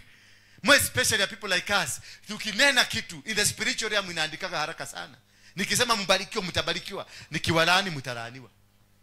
Bwana Yesu asifiwe sana. Ndio naonaga baada ya kulia ile maneno yote niliongea, ninakuja kanalala hapa naambia Mungu tafadhali nisaidie kufugua hawa watu. Maana nimewafuga lakini sina uwezo wa kuwafugua. Niko na uwezo wa kukufuga lakini uwezo wa kufugua nitapigana siku mingi. Nitapiga magoti siku mingi. Kama yule jamaa alisimamisha nini? Alisimamisha mvua. Ni mvua alisimamisha with 1 second ikasimama. Lakini it took him 3 years to reverse. What has been released to reverse it, it takes time. It is 1 second to release, but years to reverse. Ndio naona tunakaa tumeomba. Na ndio kwa maana nawaambiaga tulieni. Kama Mungu amekutuma ukuje kwa Waruige, kuja hakukwambia ukuje uchukue miracle, alikwambia waenda kwa Waruige, anajua kufundishana mambo ya madhabahu. Enda ukae huko na ukae kitako akufundishe. Kama ungekuwa ni miracle ungeenda mahali mnaaguka, mungeenda kama ni mapepo angekutuma kwa Ng'ang'a. James Maina Ng'ang'a. Lia na uende. Na uitalia. Mko wangapi? Tuko 1000. Nyinyi ni nani? Nyinyi ni nyanya yake. Mlikuja kutoka wapi? Tulitoka baharini. Lia na uende.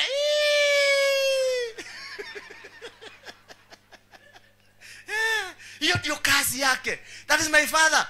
Huyo ndiye alinizaa. Hiyo ndio kazi yake. Hata mimi alinililisha pale Gara, pale Badesh. Nililia na nikaenda. Aliambia lia na uende.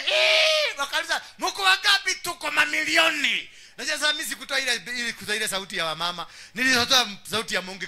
Tuko mamilioni. Akaniweka kibale pa. Lia na uende. Nika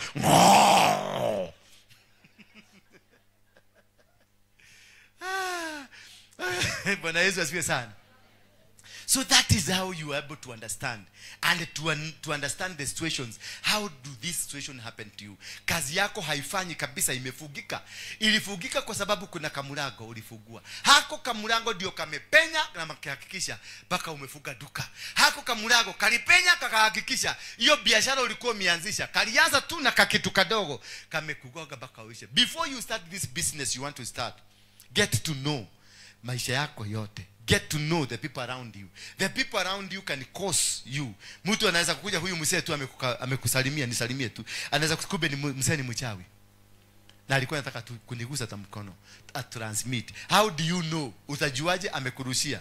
Akikusalimia unaanza kusikia dizzy. Na unaanza kusikia confusion kidogo. Unaanza kusikia ni kama haujielewi na unasikia umeanza kuchoka. Hapo ndio unaanza kusikia umechoka na unaanza kusikia kulalalala. Bwana Yesu asifiwe sana. Ukisikia ukikuwa na mtu ina meeting, mumeenda mahali kukunywa kachai, mumeenda mahali kutembea, mmetembelea mtu na ni mchawi. Saini ya kwanza kujua huyo mtu ni mchawi, unasikiaga uchofu. Mkikutana na yeye unasikia uchofu. Na unasikia your heart is not at peace. Unasikia kuna kitu inakusubua tu, unasikia anxious. You know the person you are with is a witch. Na ameanza kukuroga, ameanza kucommunicate, because immediately you get into a witch they start communicating. Rada zote zinafunguliwa, wanaanza kutafuta loopholes, wanaanza kutafuta tujia tu kuingia. They wanatafutaka kitu inaitwa leakage. Wakipata tu leakage ya kupenya, basi kuna na ndio kuzuia hiyo kitu yote, zuia hiyo leakage. And how do you stop that? I will explain to you today. Today lazima masaa imeenda sana.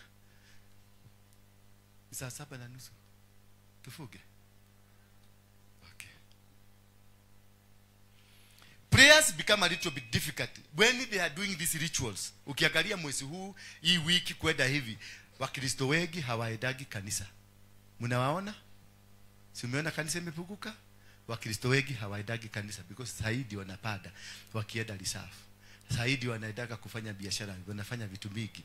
Hawakuagi busy because their prayer life imekuwa cut, wamekuwa connected into other systems that they will create the leakage, shetani apate kwa kuingilia, ndio wachawi waweze kukuroka, waweze kukufuga, waweze kukufanyia ile maneno wanakufanyia, na kutoka hapo it means that the ritual have already started. When you see uko na unarogaroga, uhiona wena mihangota ya gaturu, you are here, you are there, you are not doing nothing, ukienda hapo nothing, ukiruka hapo unaenda hapa, unaenda hapa, hakuna kitu hata moja unaakobolishi, unaruka kama kaswara. Already the ritual has started on you. Something is happening. Wameanza kafara zao na zimekukamata because they are able to control you, to make you that you are not moving anywhere. Umefungua kanisa lakini you are not settled. Haupumuziki, uko hapa unaruka hapa. Wewe umefungua huduma hiyo, hautosheleki, haukai chini, hautaki kukaa chini uanze. Maana kwanza huduma si kitu rahisi. Kwanza huduma unakutaka nanga kitu ya watu ya kwanza unakutananga ni akina Koki.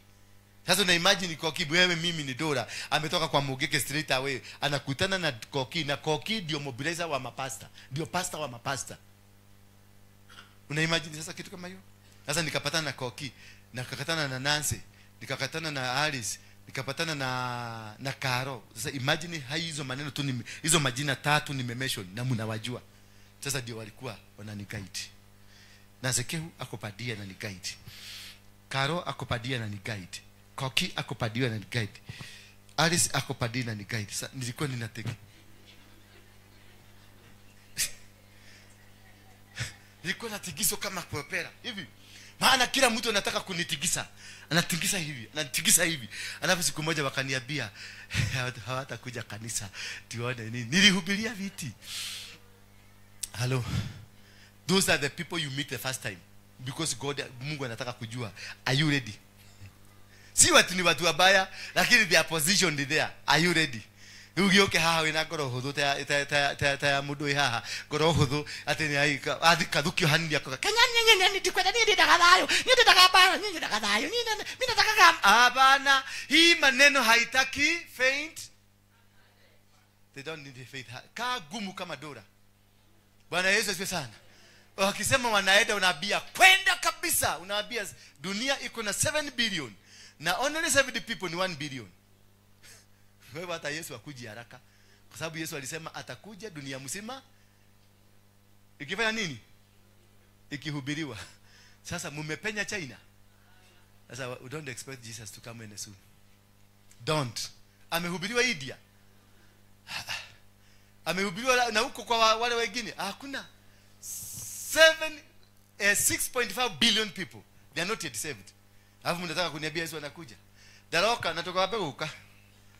Tabe to dili na dome ha. December, I'm trying to prepare you.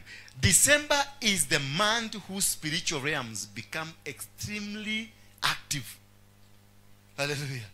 This month every spiritual realm is extremely active. Ya Freemason iko active, ya Illuminati iko active, ya devil worshippers iko active, ya waganga iko active, ya warogi iko active, ya masharati iko active. Every spiritual realm that operates is very active. Na Yesu iko active. So it depends who is communicating to you at what point and how. That is what will make you become successful. Ili itakufanya uruke, uingie kwenye mwaka mwingine na ufaulu. Ama upotee, uingie kwa shimo, upotee kabisa. Mwaka mzima utakuwa ukiambia watu nitamakadie nikekede yaga. Ni kumarira daji nitamaka. Mwaka yothe tamaka mwaka yothe dunadiega. Tikorwara, tiwera, tishiana, timothuri, kagwathiri atia wali kucheza, wali kubomoa. Ndio kwa maana unaida geshade, uinago geshade. Mwadhani ya gosho. Mabia mwesako leo tunarekebisha. Leo wachawi na Illuminati matire na kahodoka hawana nafasi. This is a month when the veil between the natural and the spiritual is at its thinnest. The veil between the natural and the spiritual, it is the thinnest. Hii mwezi inakuwa thinnest. The veil that protects you. The veil that connects you with the spiritual realms. The veil that connects you. Hiyo veil iko thinnest. Saidio iko juu. Frequencies za wachawi ziko juu. Frequencies za Mungu ziko juu. Frequencies za aina yoyote ziko juu. Zinahitaji tu who is to connect where and how. It is all about who is to connect where and how. In business, who is to connect where and how. In the family, who is to connect where and how. In the marriages, who is to connect where and how. This is the month. This is the time. You have to connect. Ujirudishe kwenye system za Mungu. Ukijirudisha tu kwenye system za Mungu, maneno yako itakuwa vizuri. It is the month that the demons demand reports. This mwezi ndio demons wanatafuta report. Lazima wachawi wote warudishe report. Umekamata nani? By tarehe 14 wachawi wote watarudisha report kusema tumekamata kanisa fulani, tumekamata kanisa fulani, tumekamata biashara fulani, tumekamata pastor fulani, tumekamata bibi fulani, tumekamata. Lazima this is a time they return their reports. Kwa hivyo report, they have to be active, extremely active, warudishe report mzuri. Maana pia kule kuna rewards wanapatiwa. After doing a good job, watakutuma uende wapi? South Africa, ukadili na watu South Africa. Hapo ndio unakuta wana prepare mpaka visa. Unaenda embassy ya America na unapatiwa visa. Kwa sababu wamechanganya mpaka ule mtu wa visa. Kale kama mama kananyimanaga, kale kanatoaka karatasi ya pigi mara moja. Hata akaangalia nini zako mpaka unajaribu kumuonyesha niko na bag statement na mnono. Anakupatia karatasi ya pigi, anakuambia I'm sorry na anaenda. Kule hawasemagi sorry, wakimuona wanaanza kulegea. Maana hata yeye ameweka confusion. Anaona hii ni miaka 5 ya visa, mpatie miaka 5. Maana they have communicated there. Immediately, because umepata mamlaka, unatumwa South Africa, unatumwa America, unatumwa, wanaenda kufanya kazi kwingine baada ya accomplishment of the mission. Bwana Yesu asifiwe sana. These people will follow you wherever you go. They know you have a great destiny. They will follow you to the villages. They will follow you to towns. They will follow you to countries. They will follow you to America. Wherever you go, you can't run away from them. They will still follow you. Wana watakukamata. Na mahali watakukamatia hapo ndio watakufinyia. Mahali watakukamatia hapo ndio wakikamata mzee wako, wanakamata na wanafinya mzee. Bako nakutaka mzee akisema tu mimi sielewagi maneno venye naedaga. Kumbe walikamata mzee na wakamfinya. This is the month which the reports witches increase in gathering and altars crave for sacrifices. This is the time they get themselves into gatherings and then they give sacrifices. Watakuja kwa hii kanisa, unaona anakuja kwa hii madhabahu, atatumia hii madhabahu. Wachawi hawatumiagi madhabahu ya kwingine ya bali, anakujaga kwa hiyo madhabahu mnatumiaga. Si wanajua madhabahu inakuwaga activated na witchcraft na sacrifice, sorry. Ene madhabahu inakuwaga activated na sacrifice. Watakuja kwa the same madhabahu hii na watatoa sacrifice yao towards their cause, na hii madhabahu itakubaliana na wao. Itakubaliana na wao. Bwana, kwa sababu hii ni madhabahu. Na madhabahu, the principle ya madhabahu is whoever gives highest. So that is why we need to cleanse it. We need to weka fire ikue migi. Ndio akikuja kuekelea inamdetect, inachoma hiyo dhabihu yake, inaisha. Bwana Yesu asifiwe sana. Inamnyima nguvu, inamnyima. Lakini kama hii madhabahu wameweza kuiswitch wakiwa pale, ajue the apostle wa hii kanisa ako weak, ama the intercessory team in the hii kanisa iko weak, ama praise team ya hii kanisa iko weak, wapate access ya kukuja hapa, wataigeuza, itafanya kazi yao. Nitahubiri hapa nikifanya kazi yao, yeti mimi ni apostle. Nasema Bwana Yesu asifiwe sana. Nyinyi mnasema amen, lakini si Bwana Yesu namaanisha Bwana Shetani. Watatumia mdomo yangu, watatumia spirit yangu kubadilisha, kunitumia mimi kuspread the marine spirits, kuspread the witchcraft, to spread everything. By the time you finish, unakuta kanisa msima yote umebadilisha, watu wote ni wachawi. Sasa ukiona venye wana behave character wise, venye unaona mara behave uko na watoto ni shetani totally. Kuna wakati kanisa unakuja bako unashindwa, hii ni kanisa ya Mungu ama ni kanisa ya Shetani? Because unakuta kaka kana behave hivi, haka kana behave hivi, haka kana ruka. Ukienda kwa worship team wao wanapigana hapa. Kuna siku walikuwa mpaka wanajaribu karibu, unakuta naitwa nani? Jona na Asense wanainukiana kama manyoka bili. Lakini ukiwakuta hawaka kiiba, keyboard anapiga vizuri sana. Naye nani yako hapa? Naenda Seattle hapa akiiba vizuri. Lakini wakiweka microphone chini, ni vita, wanaenda kukujiana gwemo. Huyu anamwambia utanijua mimi ni nani. Na yule anamwambia utanijua mimi ni nani. Naye nakuta naye Dorcas naye anapambana na huyo mwingine. Na yule mwingine anapambana. Unaenda kwa Asha, unakuta kuna Asha na ni Asha. Haogei na Asha mwenzake. Hawezi hataki unakuta ameenda mpaka ametoroka. Wiki mbili hakuji kanisa mpaka unauliza fulani alienda wapi? Hizo timuonaga wega. Mwenao. Mutimuonaga wega mwenao. Mumuonaga na lidholeleko. Bwana Yesu asifiwe sana.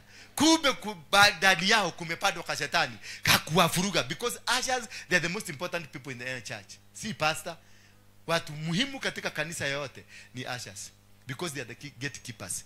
Hao ndio wataruhusu mapepo yote iingie, na wao ndio watalinda mapepo hapa ndani. Wale sio unaonaka tunakuaga wakali, wakikuwa kienda kulegea kidogo unawainuka. Wale wanafaka kuchapwa, si watu wa kubebelezwa na neno, wale ni wa kugogwa. Maana any time target ya mchawi akikuja, walisha monitor. What they normally do, they will stand their own. Wataangalia kwa YouTube, wanaangalia the weak links zote ndani ya kanisa hii from the YouTube.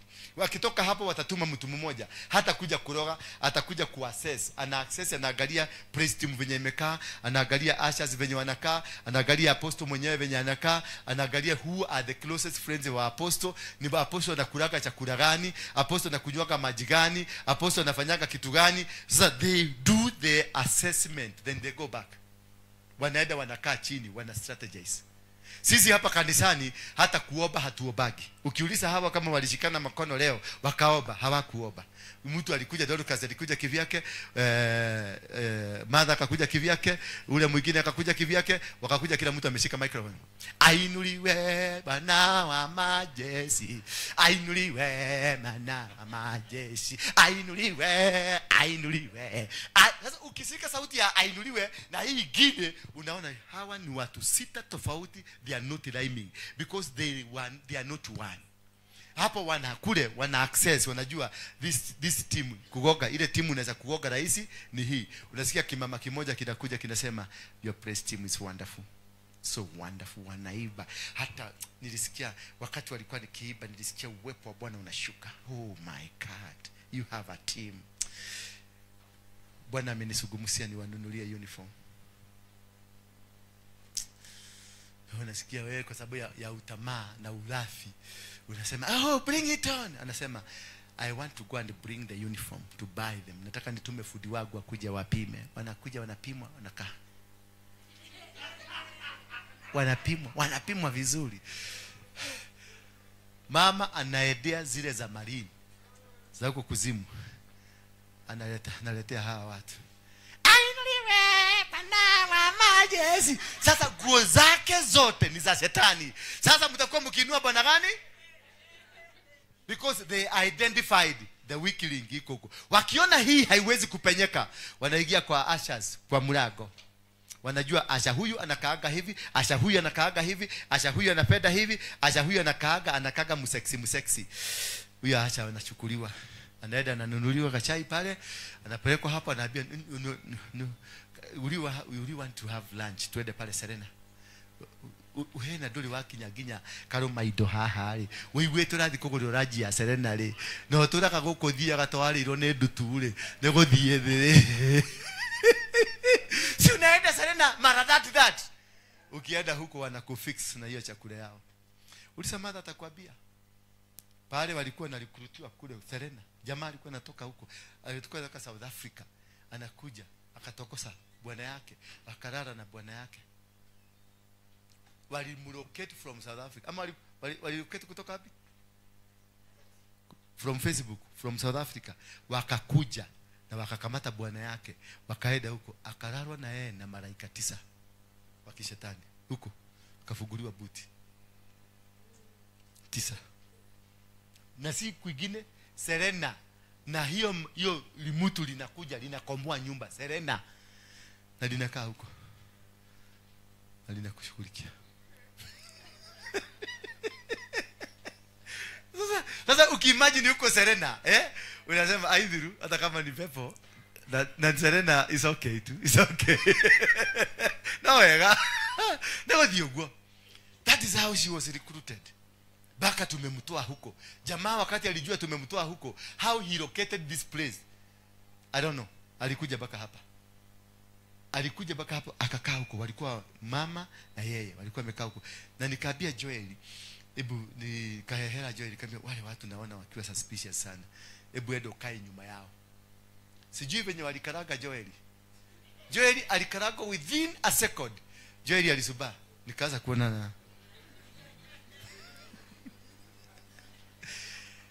kidogo wakati nilianza deliverance ilikuwa na Wednesday. Kajamaa alikuja akakaa pale. Alikaa kwa hii kiti. Anataka kufanyiwa deliverance.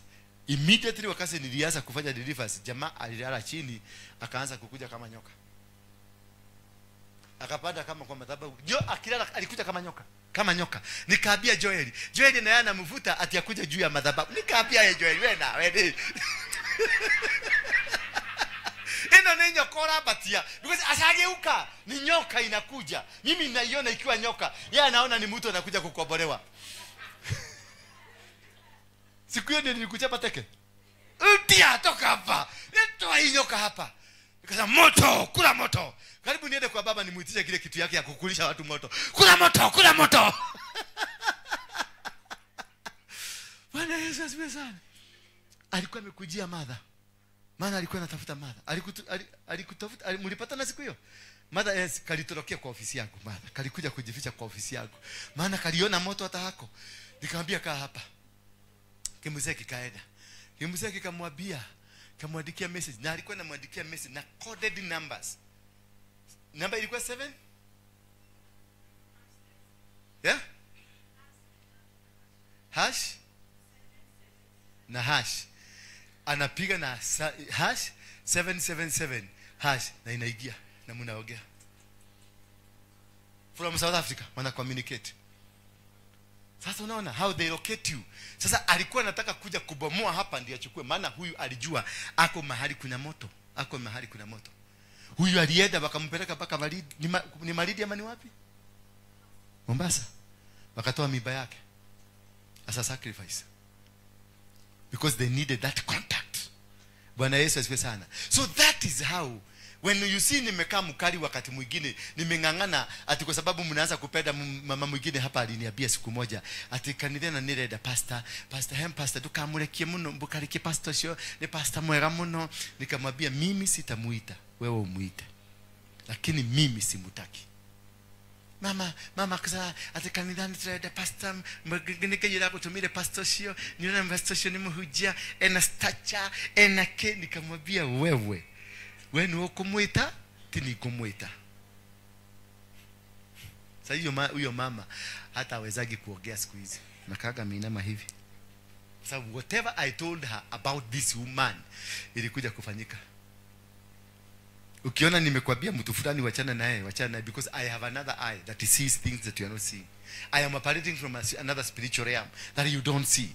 Therefore it is very important to be able to discern. Kudizani. Mtu anaweza hata akuje na chopa, shuke pale na chopa. Mimi huwezi kunifurahisha na chopa zako. You can't. Hata ukuje na Mercedes, ukuje na mamilioni ya mapesa. Siku na mama alikuja hapa sijui tuacha tusimutaje. Alikuja hapa na 800,000 hapa. Kibagi kimejaa hivi. Akaniambia ati nimekuletea ni sadaka, nikamuuliza ni za nini? Give them a name. Give this money a name. Zipatie jina. Akasema wewe chagua tu kilio kwenda. Nikamwambia si pesa zangu ni zako. Zipatie jina. Why are you giving? What is the reason? Is it a tithe? Is it an offering? Is it a sacrifice? Na kama ni sacrifice ni ya nini? Give it. Akaniambia man of God, choose. Nikamwambia chukua bagi yako, chukua pesa yako. When you to make decision ni nini pesa ni ya nini, ukuje. Alinienda akaniandikia message pale chini akaniambia you are very stupid man. Nikajua ilikuwa nini? Alikuwa amekuja kutoa dhabihu ya kunikamata. Temode ikiria madam. Kada gato die kwa madam. But that is how they connect you. That is how they catch you. Not every gift that you take. Because during this season, gift is zakuja. Na gift nyingi zikikuja, zinakujaka zikiwa za huko kuzimu. Tukiwa pale City Stadium, unakumbuka yule alikuwa pastor hapa. Alikuwa anaitwa nani? Beatrice, kuna vitu zingine zilikuwa zimeletwa na prominent family ya Kenya. Mtoto wao mmoja ni mshirika wetu. Sasa alikuwa amekuja, walikuwa wamemwambia waende South Africa. Hiyo familia ni ya Freemason, ndio pioneers of Freemason hapa Kenya. So walikuwa wamemuita waende South Africa for celebrations za wakati ndio walikuwa na celebrate 100 years za South Africa. So all the pioneers were invited with their families. Na walikuwa wanaenda kufanyia katikati ya bahari. Mimi nikaambia msichana usiende, ukienda utatolewa kafara. Sasa walipoenda kurudi walimkujia na biscuits. Zilikuwa biscuits nzuri sana. Very nice, classy biscuits. Wakaniambia wameniletea hii gift, nikamwambia usiguze. Wamepatia nani? Raida. Abia Raida zilete kanisani. Nikaenda wakalete, nikazipokea, nikaziekelea kwa madhabahu. Nikaambia Beatrice na jamaa mwingine walikuwa kama chokora, nikaambia hizi vitu msiguze. Mziende zichomwe, mpeleke pale kwa roundabout, mumwagilie mafuta. Nikanunua mpaka mafuta. Nikamwambia mumwagilie mafuta muhakishe. Na wewe kijana usiwakishe. Yule mtu ako na right ya kuhakisha ni mtu alikuwa anaitwa Gari. Gari alikuwaga mganga, tukamwombea kaokoka. Nikamwambia huyu ako na authority, anaweza kufanya hivyo kwa sababu ashafanya vitu kama hizo. Anaweza mwaga. Wewe msihakishe. Wewe Beatrice usiguze na wewe usiguze. By the time niteremke kwa stairs huko hivi kijeni, Beatrice aliwaruhusu turagete irio atia. Turate irio atia. Nikapiga simu, nikasikia kitu kiniambia wanataka kukula. Nikauliza Beatrice, ni mwashi na indo hizo? Wanaogio kama hujia. Wanaogio kosho therelie ni dogo iraka na hale. Kumbe walienda wakakiza makaratasi, dogo iwakage na wao wakulage huko. Do you know what happened to Beatrice? Huyo jamaa mmoja mwenye alitagulia kukula, hii mdomo yake yote, ulimi ilikuja mpaka hapa. Na ilikuwa na madhudo na uso yake yote ikakuwa ni kama ilikatakatwa yote, akafura, akakuwa na vidoda ni kama amekuliwa na siafu. Unaona mtu mwenye anakula viazi? Naye Beatrice huko kwenu kukapasuka, kukatoka na nje. Beatrice alikuwa na eda hivi. Kulipasuka. Ndio alikuja kuniambia modaga hivi. Ile watu gilirie toriere.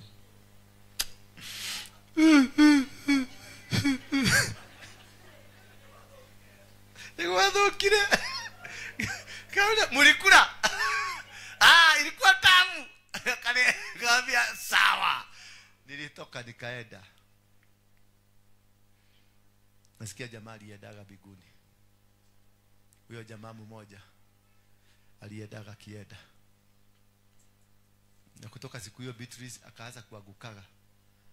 Si tukiwa hapa aliaguka kidogo anaaguka. Ni hiyo kitu. Akaanza kusema ati ni watu fulani wanamwangalia anaanguka. Nikamwambia naandika na biscuit. Sheshi. Bwana Yesu asifiwe sana. That they will only use gifts. Wanatumia gifts. Anything that has been brought to you as a gift, iobee kwanza. Iweke kwenye madhabahu. Ilete hapa tuiobee. Kama hatuwezi itolee dhabihu. Kama uko bali itolee dhabihu. Tuinalify kila kitu ambayo inaweza kuwa ndani yake. Bwana asifiwe sana. When others, wakati mwingi unakuta we are decorating, kama sasa tuko karibu kuleta the Christmas tree hapa, tuko karibu kuleta maua hapa, tuhangi maua hapa. Wow, katika upande wa shetani, they decorate their altars with blood and souls of the people. Wakamata. Sasa the most decorated tree ya kishetani, ya wachawi ni how amecapture souls. Ameshika wanawake wagapi, ameshika vijana wagapi, ameshika wamama wagapi. That is what we give promotion. Hiyo ndio itamfanya ainuliwe. Zile soul atapeleka. Ndio nakuaga very aggressive. They can do anything. Wanaweza kupatiana zawadi yoyote. They can spend any money because they are targeting to be promoted. They are targeting to be taken to the next levels. In the next levels they are wanaenda wakiinuliwa, wakibarikiwa na wakifanyiwa maneno hale ambayo wanaweza kufanyiwa katika maisha yao. When people are celebrating holidays and the good times in December, witches celebrate harvests from unsuspecting souls. For them in harvest. So, ni wakati wamelewa, ni wakati wamekunywa kane. So, uliona juzi hapa kuna mtu alikuwa ameniambia juzi tuende pale Thika Road, pale nani alikuwa anaitwa huyu jamaa King of Mugithi. Anaitwa nani? Anaitwa nani huyo jamaa? Garoya Junior. Ati tuende Maki hoteli, tuende tulipe shilingi 1500 tukapatiwa mashakula huko ndani. Sasa hawa walilipa shilingi 1500 wako hospitali karibu wote. because they targeted the food. They targeted. Sasa hata mimi ningekuwa hospitali, huyu kila waneke dadi itaweka ku. Ndio nakwambia ukisikia nimekukataza kitu wachana nayo. Kwa sababu I can sense, I can see something is happening. Something is being cooked. Something is happening somewhere. Na hiyo maneno yote inafanyikaka through people. Watakuja sasa wa identify which person hapa naweza kutumia nani, and through those people ndio unaonaga wanatumia, wakiona huyu jamaa ndio tuliko karibu na yeye sana, watamshika wamtumie. Ndio unaonaga sakingine na kujaga tu, jana tulikuwa rafiki na wewe, unaona nimekukata mara moja because najua you're a vessel, umeanza kutumika. Jana unaanza kuniletea tu vitu na kuambia weka vitu zako kando kwenda wekelea kwa madhabahu. Si kupenda kwako, maana hata wewe hujui kile kitu nabeba, maana aliyekupatia alijua uko na access yangu, akapitishia kwa soko na zikakuwa branded. Katika in the spiritual realm they will capture your mind, utajikuta kwa hiyo shelf inauza hizo vitu branded, utaniletea hapa, unimalizie wapi? Because the entire target is to target the church to go down. The entire target ni kutarget nini? Bishop ama pastor ama the father ama the husband ama the wife, wote waiguke. The target is to target that person mwenye ako na calling, mwenye ako na mipango, mwenye ako na kitu ambacho kinafanyika katika maisha yake. And this is what now you must be able to be very cautious, because tunaambiwa nani? Tunaambiwa kuhusu Job, he used to take his children, anawatolea dhabihu, anawatakaza, anawaondoa kwenye mipango yote ambayo wanaweza kuwa walikuwa connected kwa hizo party after party. Wanatoa hiyo toto, anawabariki, anawatakaza every single moment. Tuwe tukitakasana. Na ndio sababu mingi tunasikiaga tuko na Holy Communion. Holy Communion inatumikaga katika kudisconnect, kukuondoa from the plan of God.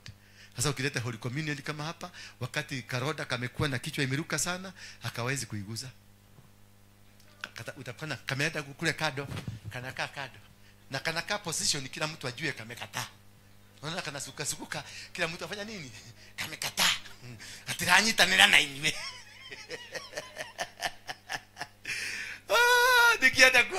Nikienda kuambia hivi vile nafanyaka tu maji hivi. Unaona kanaruka kanaenda kado kasiguswa na hiyo maji. Bwana ndiye gojo. Hallelujah. Bwana Yesu asifiwe sana. That is the time you realize this person is under the influence of witchcraft. Si yeye. Si kupenda kwake.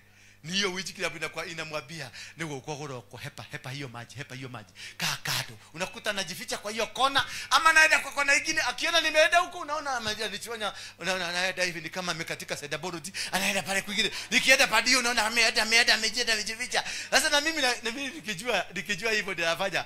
Naenda najifanya najificha, naenda namchokelezea tena, naona ametoroka tena, namsukuma tena, natorokea tena, nampeleka. Kama unagia akiuma huwa kwa wakatokea hiyo kege. Wachawi. Semeni wachawi. Hamuna nguvu tena. Hamuna uwezo tena. Witches gather to open altars and open gates during this time. They open altars and gates. Kutoka leo siku ya 7. Ndio milango na altars. Siku ya kwanza mpaka siku ya 7 walikuwa wanafanya preparations. Siku ya 7 mpaka ya 14 ndio wanainua madhabahu na kufungua milango. Gates ndio zinafunguliwa, ndio waweze kustrike. Sasa wakifungua hizo gate na wamekuinulia madhabahu, mwaka mzima ujayo, kama kulikuwa na deal ulikuwa nayo, imeanguka. Kama kuna biashara ulikuwa nao, imeanguka. Kama si unakumbuka, hebu jiulize, watoto wengi wanasaliago mwezi wa 8 na wa 9. Si ndio? Most of you here mmezaliwa birthday yenu ni ya mwezi wa 8. Si ndio? Ni kwa nini mwezi wa 9 na wa 8? Because the crime was committed December.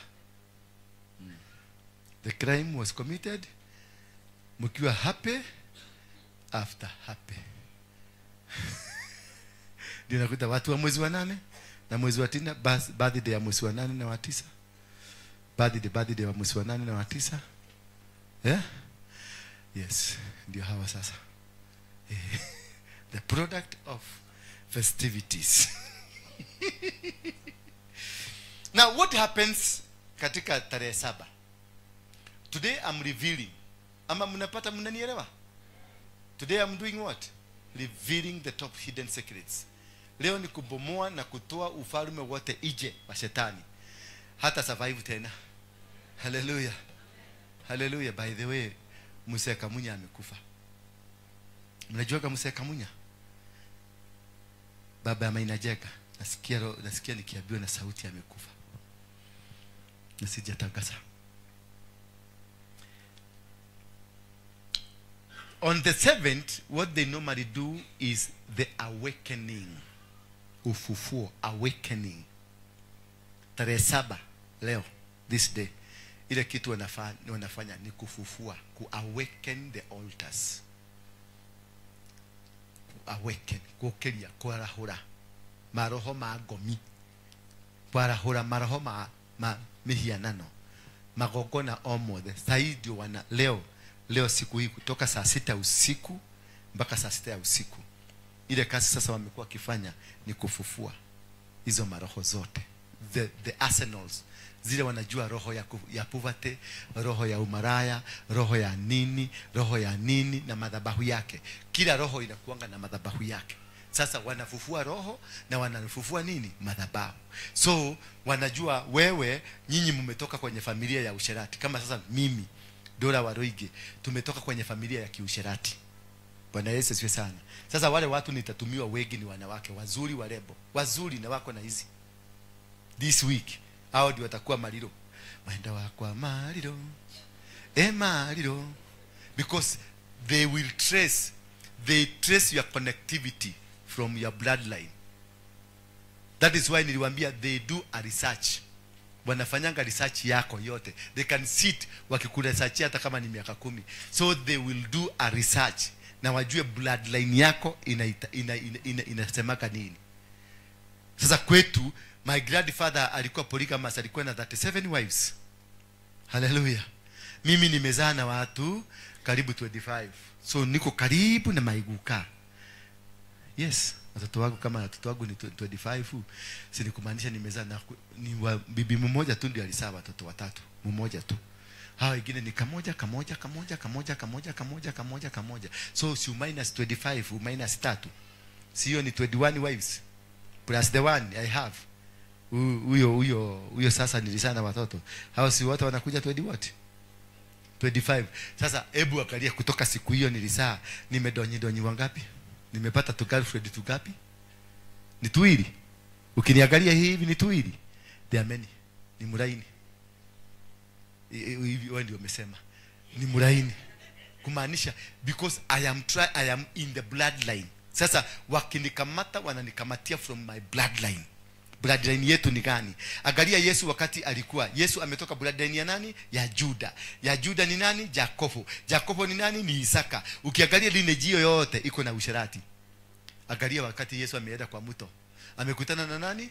Na mama msherati. Akamwambia nipatie maji. Mama akamunyima. Akamwambia ogemenya. Tumaito ya guete. Yani nataka kuniambia mbona that moment, hiyo moment ndio Yesu alisikia dhasete ya kwenda kutafuta maji kwa mto. Alihepa watu, bwana hakuenda na mtu mwingine, alienda peke yake. Hadi yakaushereheka neke nani ale na disciples. Todo roho wako ndio ulimwambia kibia mtu wa saburi yako hapo chini. Na akaenda hapo chini akakutana na mtu wa saburi ya kwao, ya roho ile ya kwao ile inatawala kwao ya usherati. Alipofika hapo walifanya urafiki ama kufanya? They became good friends. Very good friend because they are the same spirit. Baka wakati mama akaenda kanunua mafuta very expensive. Alakulira mudu very Yesu amulile uko na wanaume wangapi? 6. Na hata kuna mtu ndani ya nyumba saa hii as you are talking. Lakini Yesu bado alimpenda na akamwenda na yeye. Alipoenda na yeye mahali huyu mwanamke si alikuwa na wanaume wengi. Mbona hakununulia wanaume hao wengine mafuta? Akaona hiki kimwanaume. Aliona ni tall, dark and handsome. This man was handsome. Jesus was handsome. And he still is very handsome. Mama akajishikanisha. Maana the spirit ya Juda, spirit ya familia yao imefufuka ndani ya Yesu. They don't care who you are. They don't mind what kind of a spirit, what kind of a person you are. The personality yako kwa wao watu, they don't care who you are. until you are able to fight this demon, until you are able to fight this altar again in your family, hauwezi dogetiria. When they decided it is you they are capturing, watakukamata. Hata upende utafanya nani? Yesu alimkamata mpaka wakati alihitaji Juda kumuokoa. Mnajua kwa hivyo ni Juda aliokoa Yesu. Hata kama ni Juda aliuza Yesu, ndiye alimuokoa kwa hii roho ya kwao. Maana mama alimwambia nataka kukufanya nini? Massage. Na alikuwa anamfanya na nini? Na mafuta na nini? Na nywele. Kule hawavagi trosa. Wanafaaga nguo mrefu hii ya Islamu. Wanafaaga. Mama alianza kufanya nywele massage nini? Na nywele. Na nywele akipada. Akifanya nini? Akipada. Alikuwa anaenda wapi? Ndiye ilibidi mpaka Juda akamwambia, mafuta mananotwe. Ndiye hii pesa, hii mafuta inaweza uzwa pesa mingi. Ndio a distract. Huyu anaona kama nimeanguka. Yes, that is what Judah did. Hujaifundishwa hiyo na nganga? Nganga hajai kufundisha hiyo? Now you know. Kwa sababu mama alikuwa alimfanya masaji na nywele. Alikuwa amefanya masaji wapi? Si alikuwa anafanya miguu na nywele. Alafu hebu fanya, ngoja nikuje. Hebu fanya na nywele ukipada. Fanya na nywele. Unaelekea wapi? Bana, sasa huko na nywele, tuseme huko na nywele. Sasa fanya nywele yako. Unaelekea wapi? Unapada ukienda wapi? Wapi? Kwa Mungu. Because the woman was a prostitute with a prostitution agenda. But this man was a man of God. That is why Judah alikuja akamwambia, hii mafuta tunaweza kuuza pesa mingi. Hii ni mafuta vile haifai kuharibiwa. Yaani kwe mwadhi waku no one maguta magoro. Hali mwadhi waku. Mundu edete. This man was just distracting. Alikuwa anataka kudistract baada mama alikuwa ameenda. Na Yesu alikuwa amerelax. Maana masaji ile ilikuwa inafanywa. Haijawahi kufanyika, hata sasa haifanyikagi. Jamaa alianza kunyorosa, alijikuta amenyorosa nini? Mguu. Ilibidi Juda amuotoe. Maana the weakness of the lineage, the bloodline, haitabuagi wewe ni nani, haitabui. Ndio naonaga mtu ni minister mzima na amelala na maid, amerepu na maid kwa nyumba, na ni minister mzima. Unakuta mtu ni deputy president na amelala na maid. Kwa nini? Si ati maid ni wabaya, bloodline inamwambia, ikiona hii anaona anatetemeka tu. Namuuliza mama ametoka. Mama ametoka. Hebu enda shughulie kama ameenda. Unaona kimzoga. Unajua mimi ni deputy president.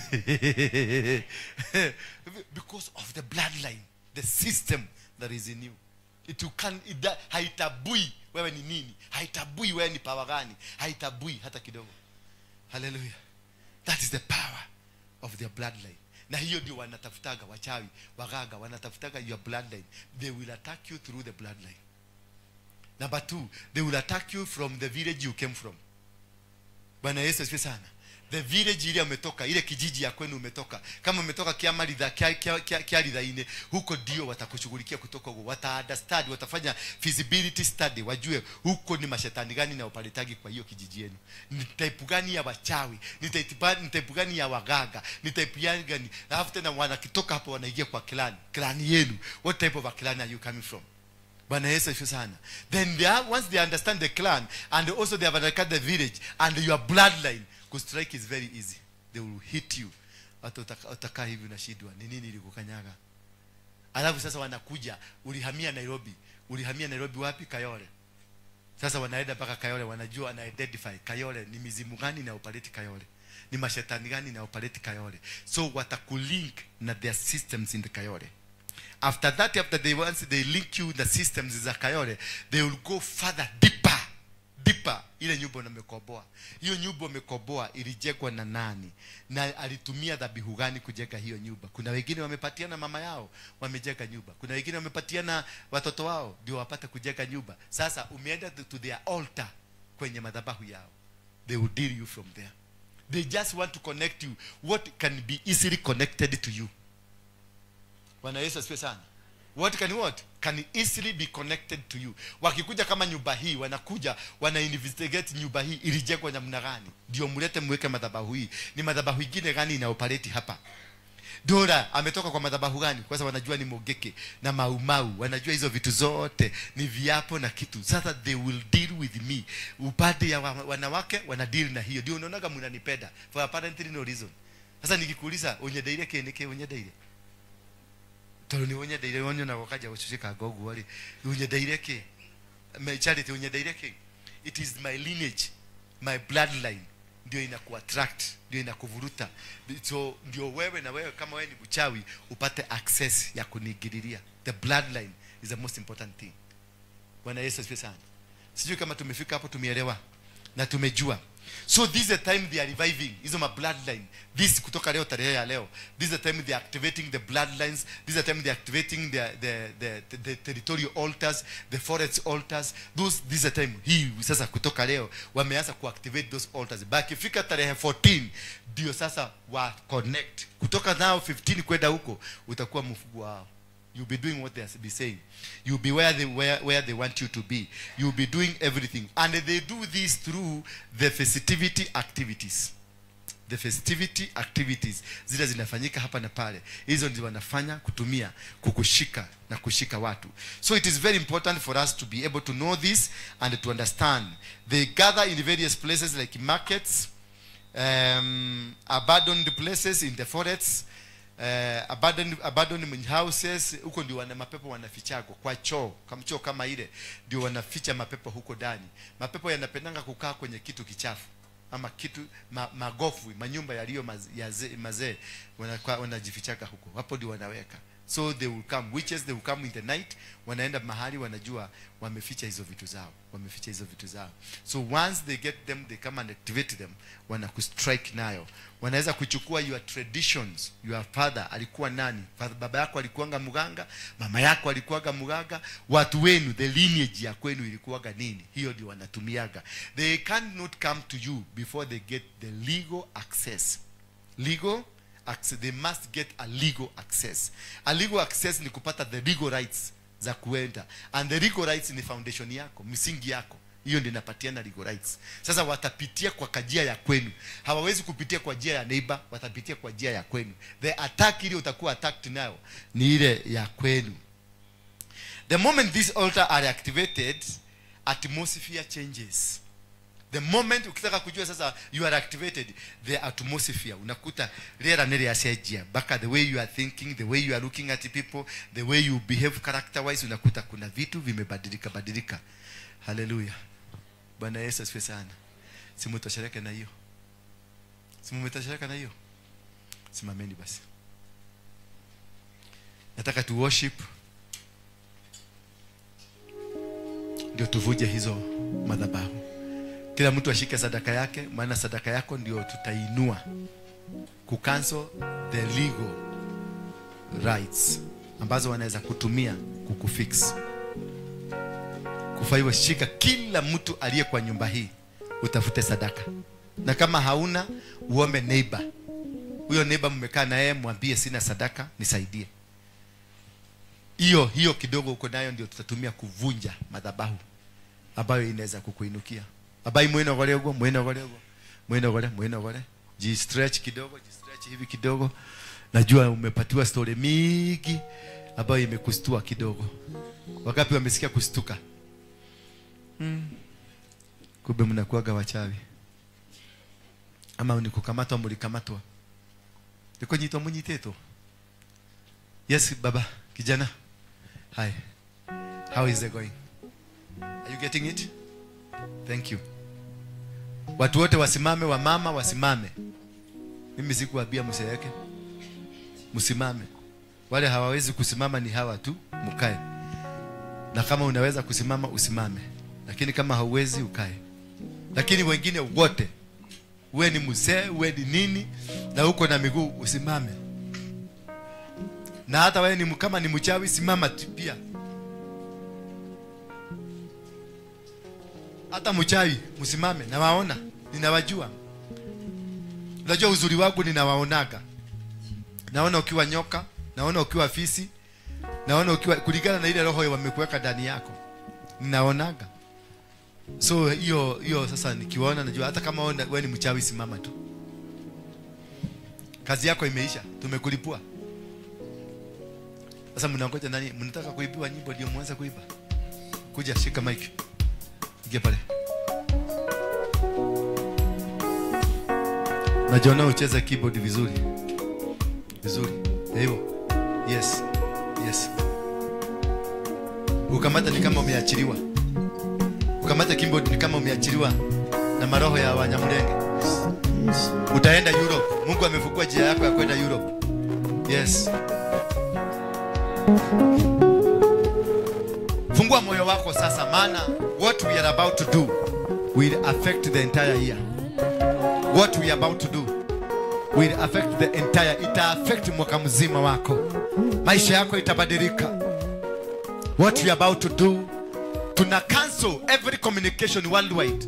Kamati ya wachawi iko Nigeria, kamati ya wachawi iko UK, kamati ya wachawi iko Amerika, kamati ya wachawi iko Nairobi. Hizo kamati zote tunazibomoa. Hizo kamati zote tunazisambaratisha. Hakuna kama wewe, Baba wa upendo. Hakuna kama wewe, Baba wa mbinguni. Tuseme hakuna kama moja. Hakuna kama wewe. Sema Baba wa mbinguni. Fungua moyo wako kabisa. Fungua moyo wako ukue moyo ambao unategemea. Unexpected heart. You are expectant. Hakuna Mungu kama wewe.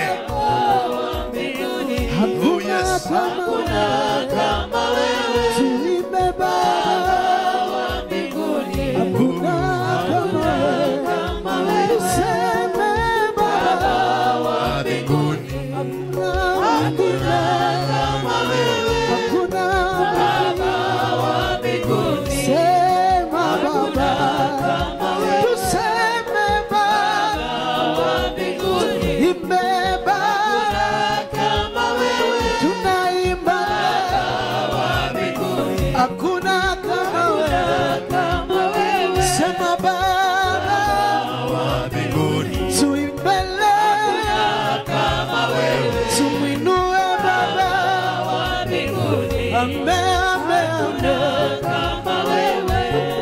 O Bwana wa huruma, sijapata kama wewe.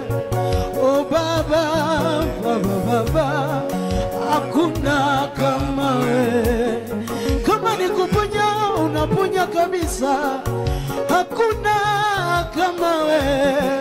O Yesu wa upendo, hakuna kama wewe. Sema Baba wa mbinguni. Tumwinue Baba kama wewe. Ame wa mbinguni. Hakuna kama wewe. Tuimbe na tuseme wa mbinguni. Tuimbe tuseme kama wewe. Hakuna Mungu mwingine mbinguni. Hakuna kama wewe. Sema Baba wa mbinguni. Tunakuinua leo kama wewe. Ona tunakuimbia mbinguni. Tuseme Baba wa mbinguni. Waimbaji wanasema kama wewe. Ona tunakuinua mbinguni. Haleluya kama wewe. Mungu wa upendo, sijapata mwingine leo. Oh Baba, Baba, hakuna kama wewe. Kama ni kuinua, unainua Bwana. Hakuna kama wewe. Oh Baba wa huruma, hakuna kama wewe. Sema Baba wa mbinguni. Yeah. Kama wewe. Ona tunakuinua wa mbinguni. Ona tunakuimbia. Tuseme Baba wa mbinguni. Mwambie hakuna kama wewe. Sema hakuna wa mbinguni. Yeah. Kama wewe. Ni nani kama wewe? Oh Bwana, nani kama wewe? sadaka zenu mbele. Leteni sadaka zenu. Leteni sadaka zenu muziweke hapa. Yes, please. Sadaka zenu. Sema kimbilio kama Yesu nani leo. Sema mutawala kama we nani kama we. Sema kiongozi kama we nani leo kama we. Ndipo tunasema kama wewe, tunaimba leo. Ndipo tunasema kama wewe, tunakuinua Yesu wewe, tunakuinua leo kama wewe. Haleluya, Bwana tunakuinua kama wewe, kuna kama wewe. Bwana tunakutukuza kama wewe, kuna kama wewe. Bwana ninakuabudu kama wewe. Amen.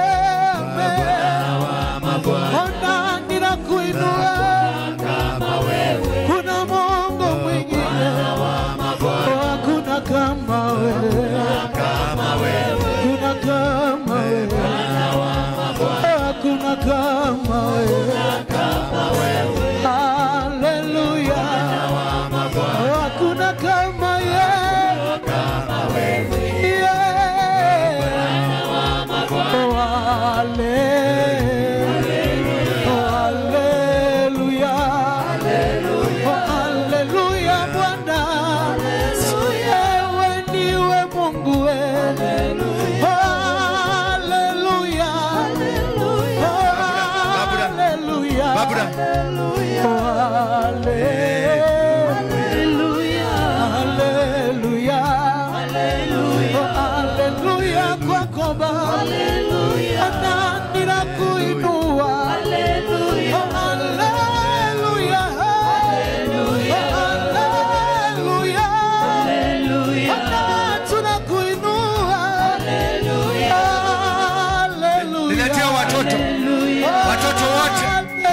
Watoto wote.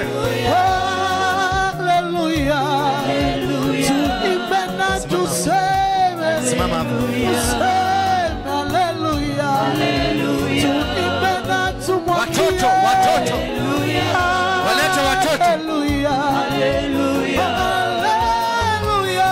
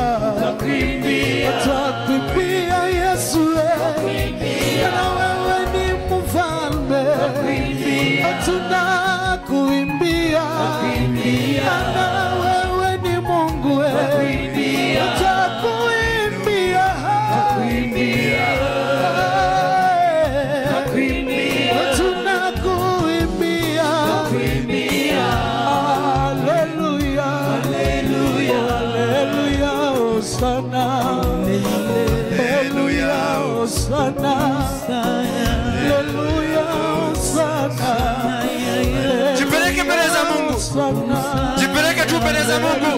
Mwambie niko tayari.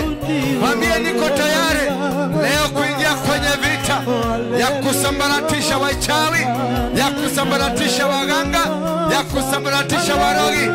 Ingia kwenye vita. Ingia kwenye vita. Ingia kwenye vita. Inakuinua haleluya hosana, nakuimbia haleluya hosana, umenitoa mbali haleluya hosana, haleluya hosana, inakuimbia haleluya hosana, njoo uniponye haleluya hosana, njoo uniponye haleluya hosana, okoa roho yangu haleluya hosana, nafsi yangu inakiri hosana, inaacha nawe haleluya hosana, haleluya haleluya hosana, haleluya haleluya hosana, mwambie haleluya hosana, sema haleluya hosana, tunaimba haleluya hosana, haleluya hosana, tunaungana na mbingu leo hosana, tunaungana na mbingu haleluya hosana, kama serafina haleluya hosana. Subiri kidogo. Just stand there. Simama tu hapo. Kila mtu akipata kikombe chake cha divai na mkate wake, usitumie mpaka nikupatie ruhusa ya kufanya hivyo. Are you through? Kila mtu amepata? Kuna watu hajapata? Wapi? Inua mkono wako kama hujapata. Yes, na worship team, nyinyi ni watoto, hamutashiriki labda mama zenu, si ndio? Hamujakubalishwa, si ndio? Kwa hivyo wao umeza, watu wakimeza unameza tu. Watoto we are going to dedicate you, tutawa dedicate mipango yote ya shetani katika maisha yako. Wachawi waliozungumza kinyume na wewe, warogi waliosema maneno ya kusema hautafaulu, kutoka leo wewe ndio ulijikuta mahali ulijikuta, lakini haijamaanisha maisha yako yatakuwa mabaya. Mimi niliishi Mukuru kwa Ruben, lakini Mungu amenibariki. Hata nyinyi, your future will not be stolen. My future was stolen. Nikaenda kwa Mungiki, nikaenda nikakuwa mwizi, nikakuwa jagiri, nikakuwa prostitute, nikakuwa mvutaji wa bagi, na nikakuwa tu mtu ambaye hakueleweka hata kidogo. But God came and fixed my destiny. Today I fix your destiny. Leo destiny yako ninaifix. Hakuna hata shetani ama chembe yote ya maroho ya kishetani itakuweza. Maroho ya kuzimu hayatakuona. Nimekuficha chini ya damu ya Yesu Kristo. Nimekuficha chini ya mabawa ya Mungu, ya kwamba chochote ambacho walipanga kukuhusu, walipanga ati siku moja utakuwa chokora, hautakuwa. Walipanga siku moja utakuwa prostitute, hautakuwa. Walipanga siku moja utakuwa jambazi, hautakuwa. Walipanga siku moja utakuwa mtu ambaye ataonewa na dunia, hautaonewa.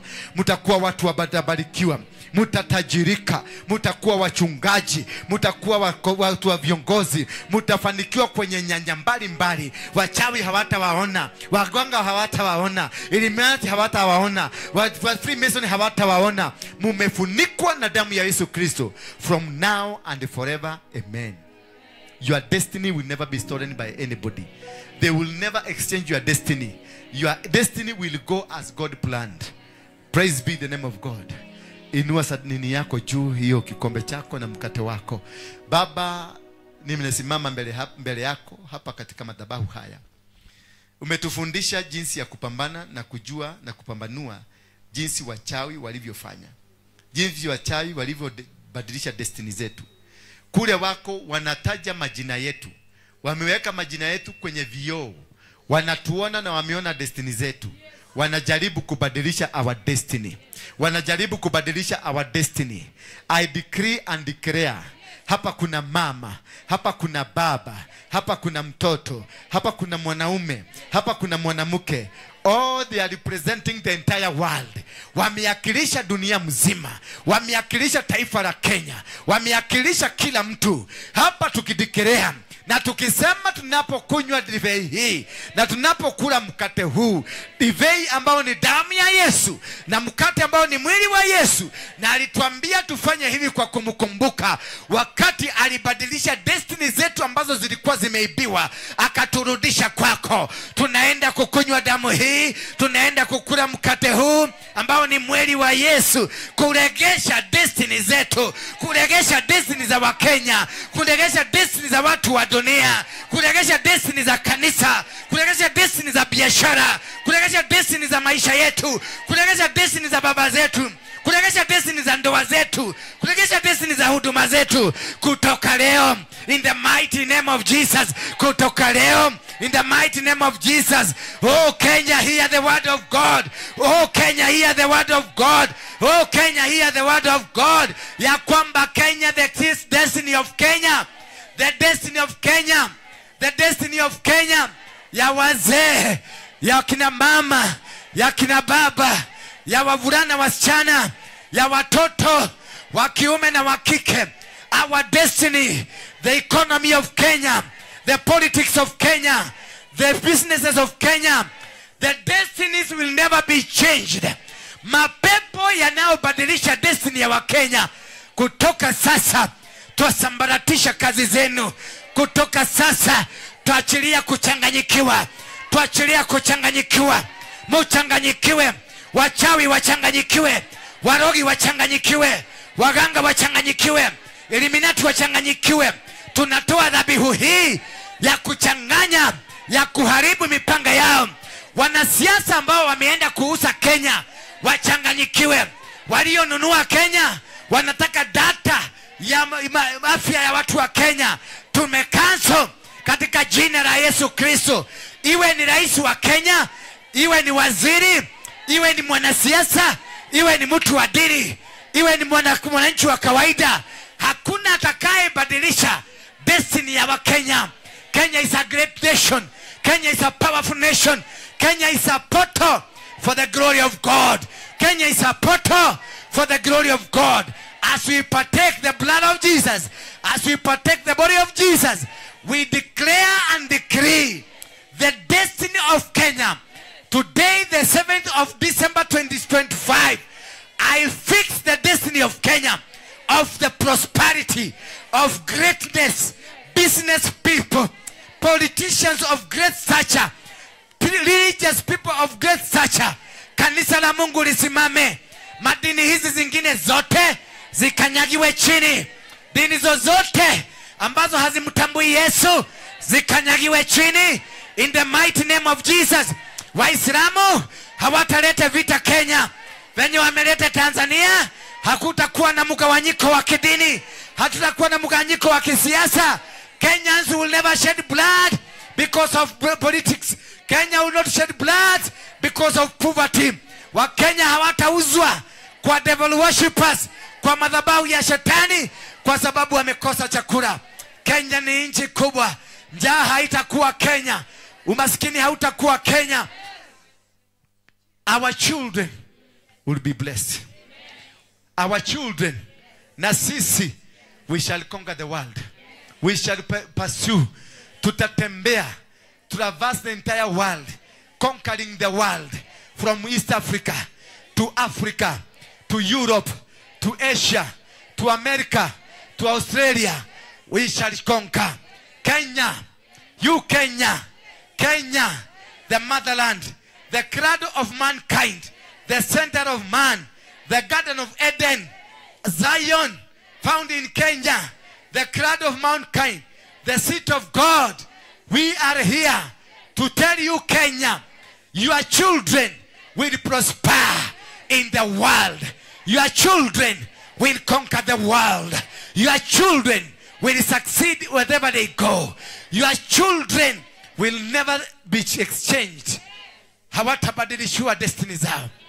Destiny zao hazitaibiwa.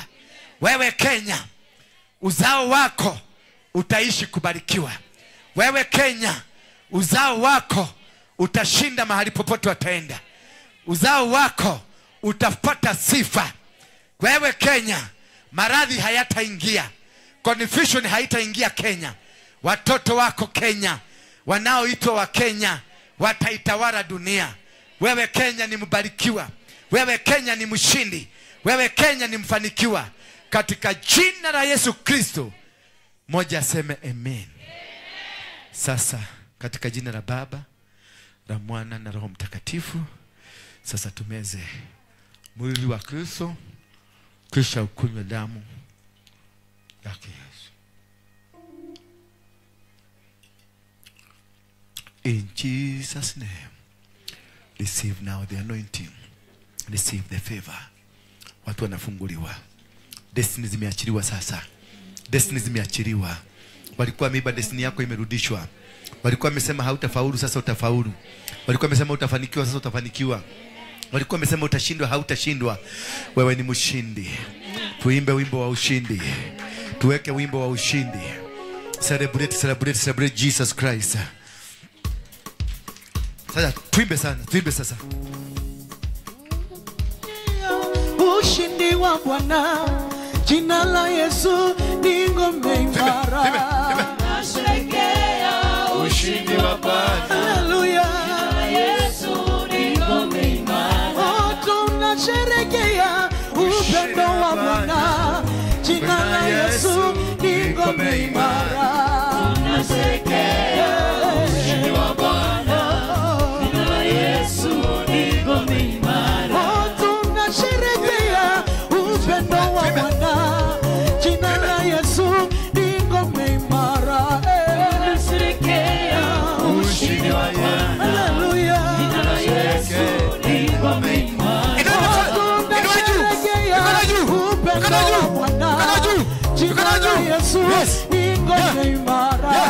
Tunasherehekea ushindi wa Bwana. Jina la Yesu ni ngome imara. Tunasherehekea upendo wa Yesu. Jina la Baba ni ngome imara. Tunasherehekea ushindi wa Bwana. Jina la Yesu ni ngome imara. Yahweh, Yahweh, Yahweh, Yahweh, Yahweh, Yahweh. Yahweh, Yahweh, Zambe monene. Yahweh, Yahweh, Yahweh, Yahweh, tumwimbie. Yahweh, Yahweh, ndiye Bwana. Oh, Yahweh, Yahweh, na tuseme. Oh, Yahweh, Yahweh, na tuimbe. Yahweh, Yahweh, haleluya. Yahweh, Yahweh, Yahweh, Yahweh, Yahweh, Yahweh. Cheza vizuri kama umebarikiwa.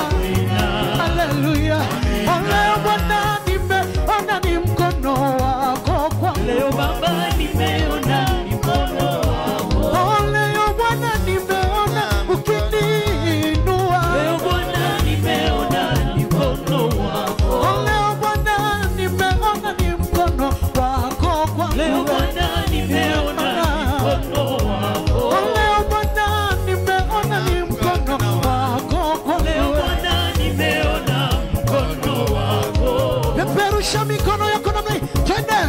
Weka mikono juu ya kichwa chako. Peperush, peperush, peperush, peperush, peperush, peperush, peperush, peperush, peperush, peperush. Wapi shangwe na vigelegele. Bendera yake Yesu leo inapepea. Bendera yake Yesu sasa inapepea. Tafuta kitambaa jamani. Tafuta kitambaa. Bendera yake Bwana leo inapepea. Oh, bendera yake Bwana leo. Weka kitambaa yako juu. Bendera yake Yesu sasa inapepea. Oh, bendera yake Yesu leo inapepea. Bendera yake hata kama iko na makamasi, peperusha. Angalia, haya, angalia, angalia. Haya, kwanza kabisa.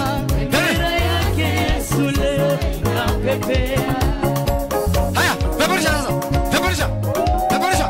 Kama umebarikiwa, inua, inua, inua, inua, inua, inua. Sema ndio. Eko apendoro ya Yesu. Haya. Kudansia Yesu. Dance. Kuna dance. Kuna dance. Katika. Tingina.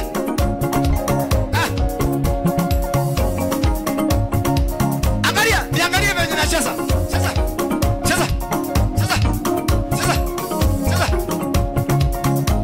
Haya, mchezee Yesu. Mchezee. Yeah, twende. Twende kasi. Enda, tatu hivi. Tatu hivi. Tatu hivi. Tatu hivi. Dance. Ra.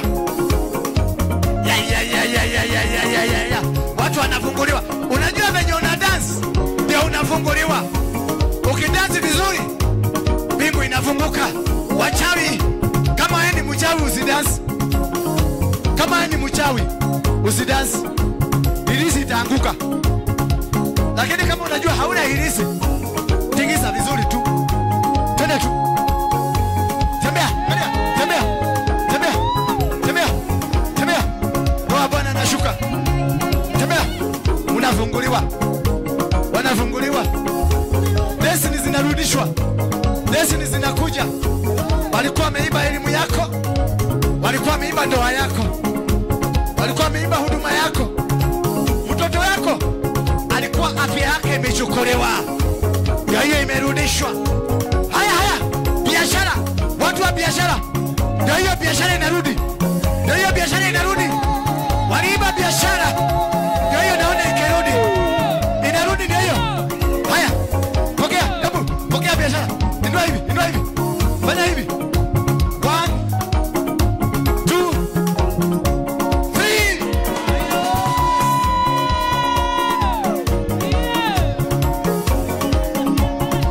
Haya.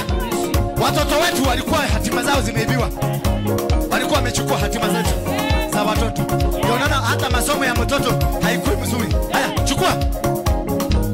1 2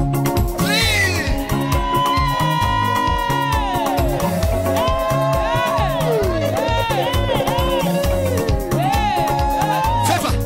Favor. Walichukua favor. Ndio naona haupendei, hawakutaki. Ukienda mahali popote unakataliwa. Haya, chukua favor. Chukua. Jitayarisha. Favor ya kufanya biashara. Favor ya kukutana na watu mashuhuri. Favor ya kurudishiwa vitu zako. Haya, 1 2. Pokea.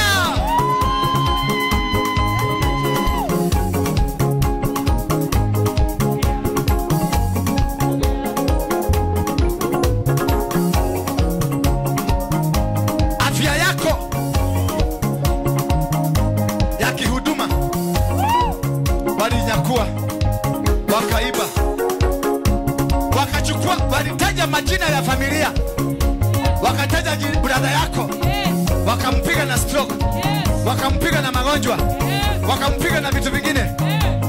Kama brother yako ama sister yako ako na ugonjwa ya kurushiwa, sasa inaachilia kupona. Haya, chukua kupona. Chukua. 1 2. Chukua. Mahali popote waliko wamepona.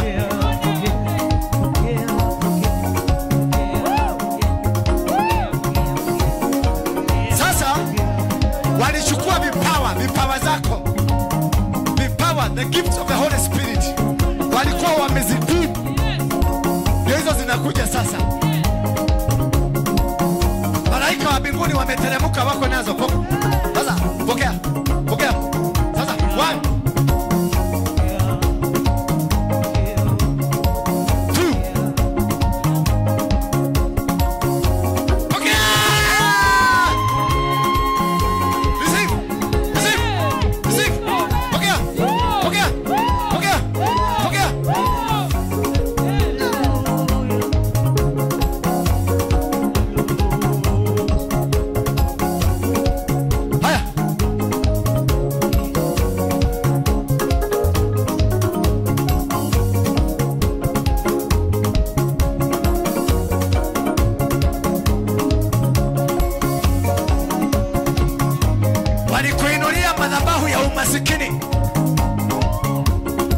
ukijaribu kuguza kitu chochote hakifaulu. Ukijaribu kuguza chochote hakifaulu. Kutoka leo Mungu alisema nitabariki kazi ya mikono yako.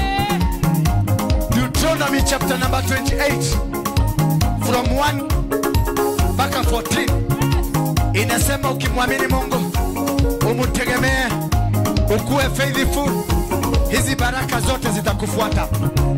Sasa I am commanding baraka za Deuteronomy 28 from the verse 1 mpaka 14 zitakufuata leo. Zitakufuata leo. Sasa jitayarishe. 1. Angalia. 2. Hii tunaenda mpaka 7. 3. 4. 5. 6. Na hizo 7.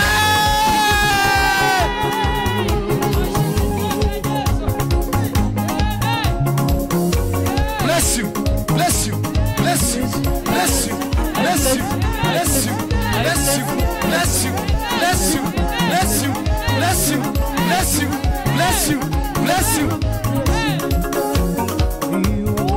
Waimbaji, waimbaji. Haya. Yoyo. 1, 2, 3.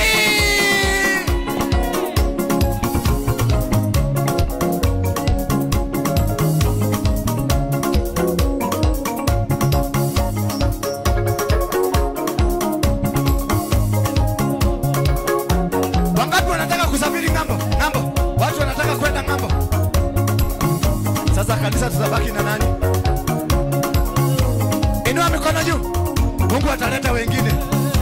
Muende mfunguliwe milango. Mkubalike ng'ambo. Msifanye kazi ya utumwa. Mikono yenu ibarikiwe. Sasa sema 1. Sema 1. Nikisema 1 unasema blood of Jesus. 1. 2. 3. 4. 6. 7. 8. 9. 10. 11. 12.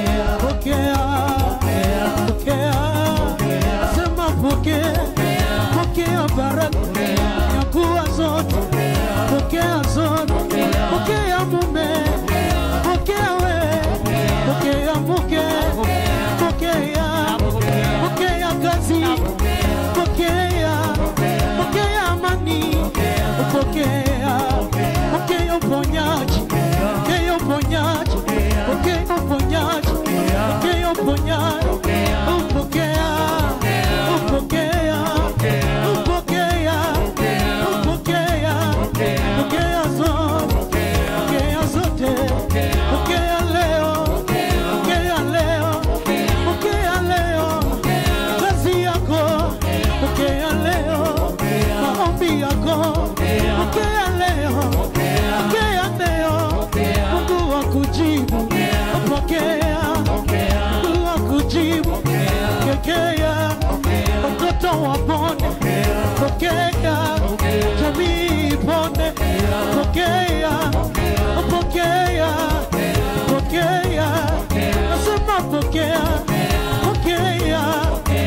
pokea, twaimba leo, waimbaji nao tupokee, tunachotaka na magari yetu tuendeshe leo, pokea na magari zetu, pokea leo, tuendeshe leo, pokea, pokea, pokea, pokea, pokea, na mashamba yetu, mashamba yetu, mashamba yetu, mashamba yetu, nasema tupenye, nasema tupenye, pokea, pokea, nasema pokea, pokea, uwapisha kwenda vigele. Oh Bwana wa mabwana, tunakuabudu wewe.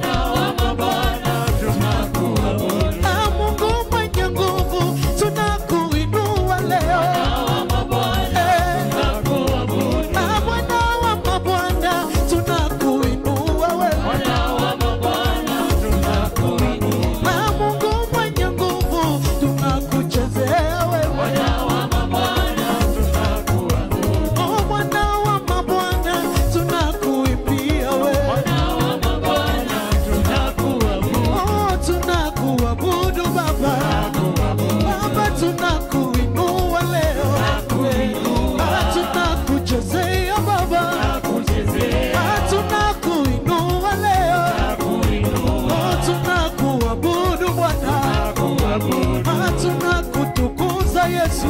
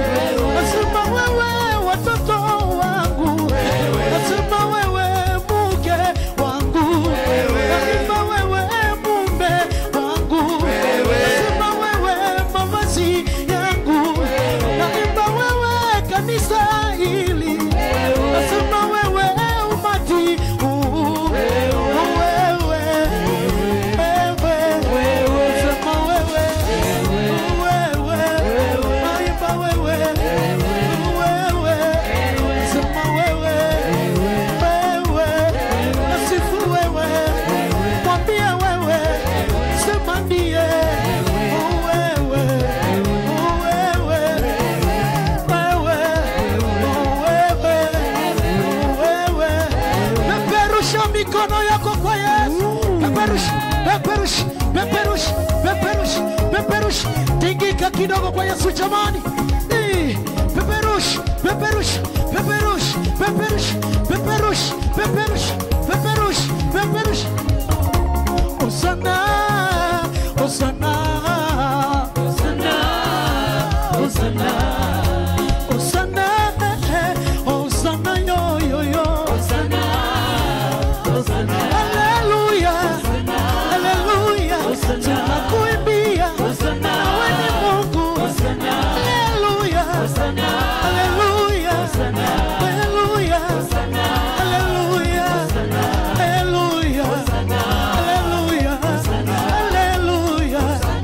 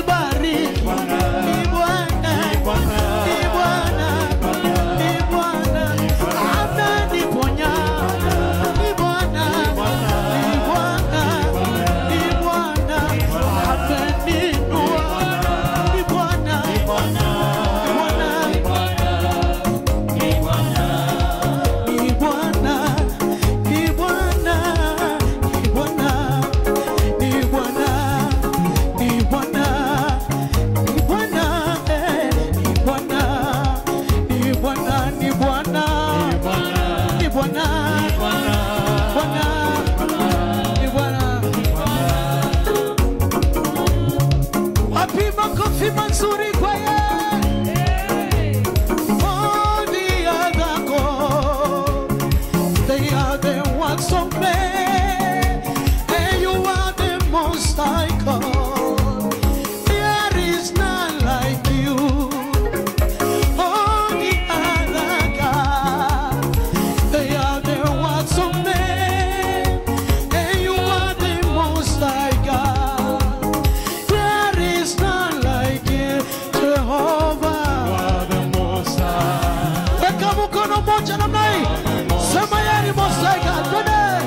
You are the most high. You are the most high. You are the most high. You are the most high. You are the most high. You are the most high. You are the most high. You are the most high. You are the most high. Oh, Jehovah. You are the most high. Oh, Jehovah. You are the most high. You are the most high. You are the most high. You are the most high. Oh, Jehovah. You are the most high. Oh, Jehovah. You are the most high. Jehovah. You are the most high. Jehovah. You are the most high. You are the most high. You are the most high. You are the most high. You are the most high. You are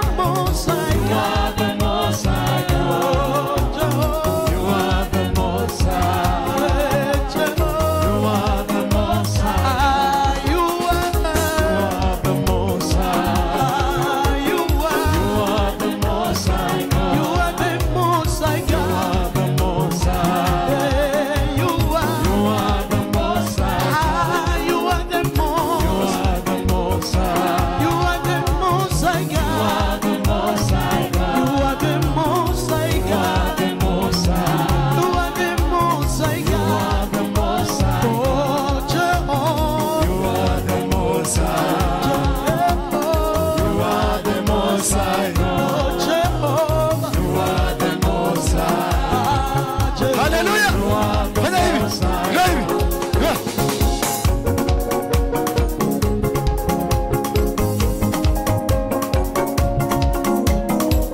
Mikono mbili.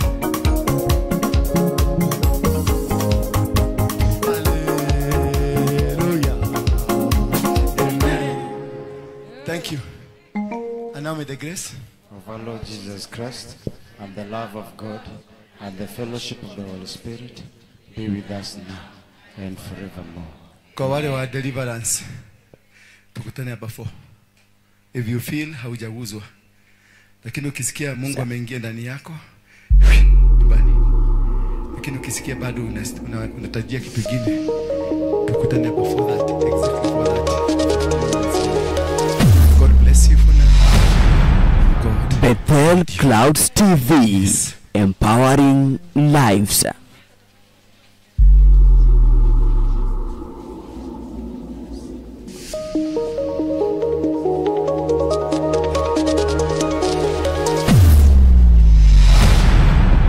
Bethel Clouds TV, empowering lives.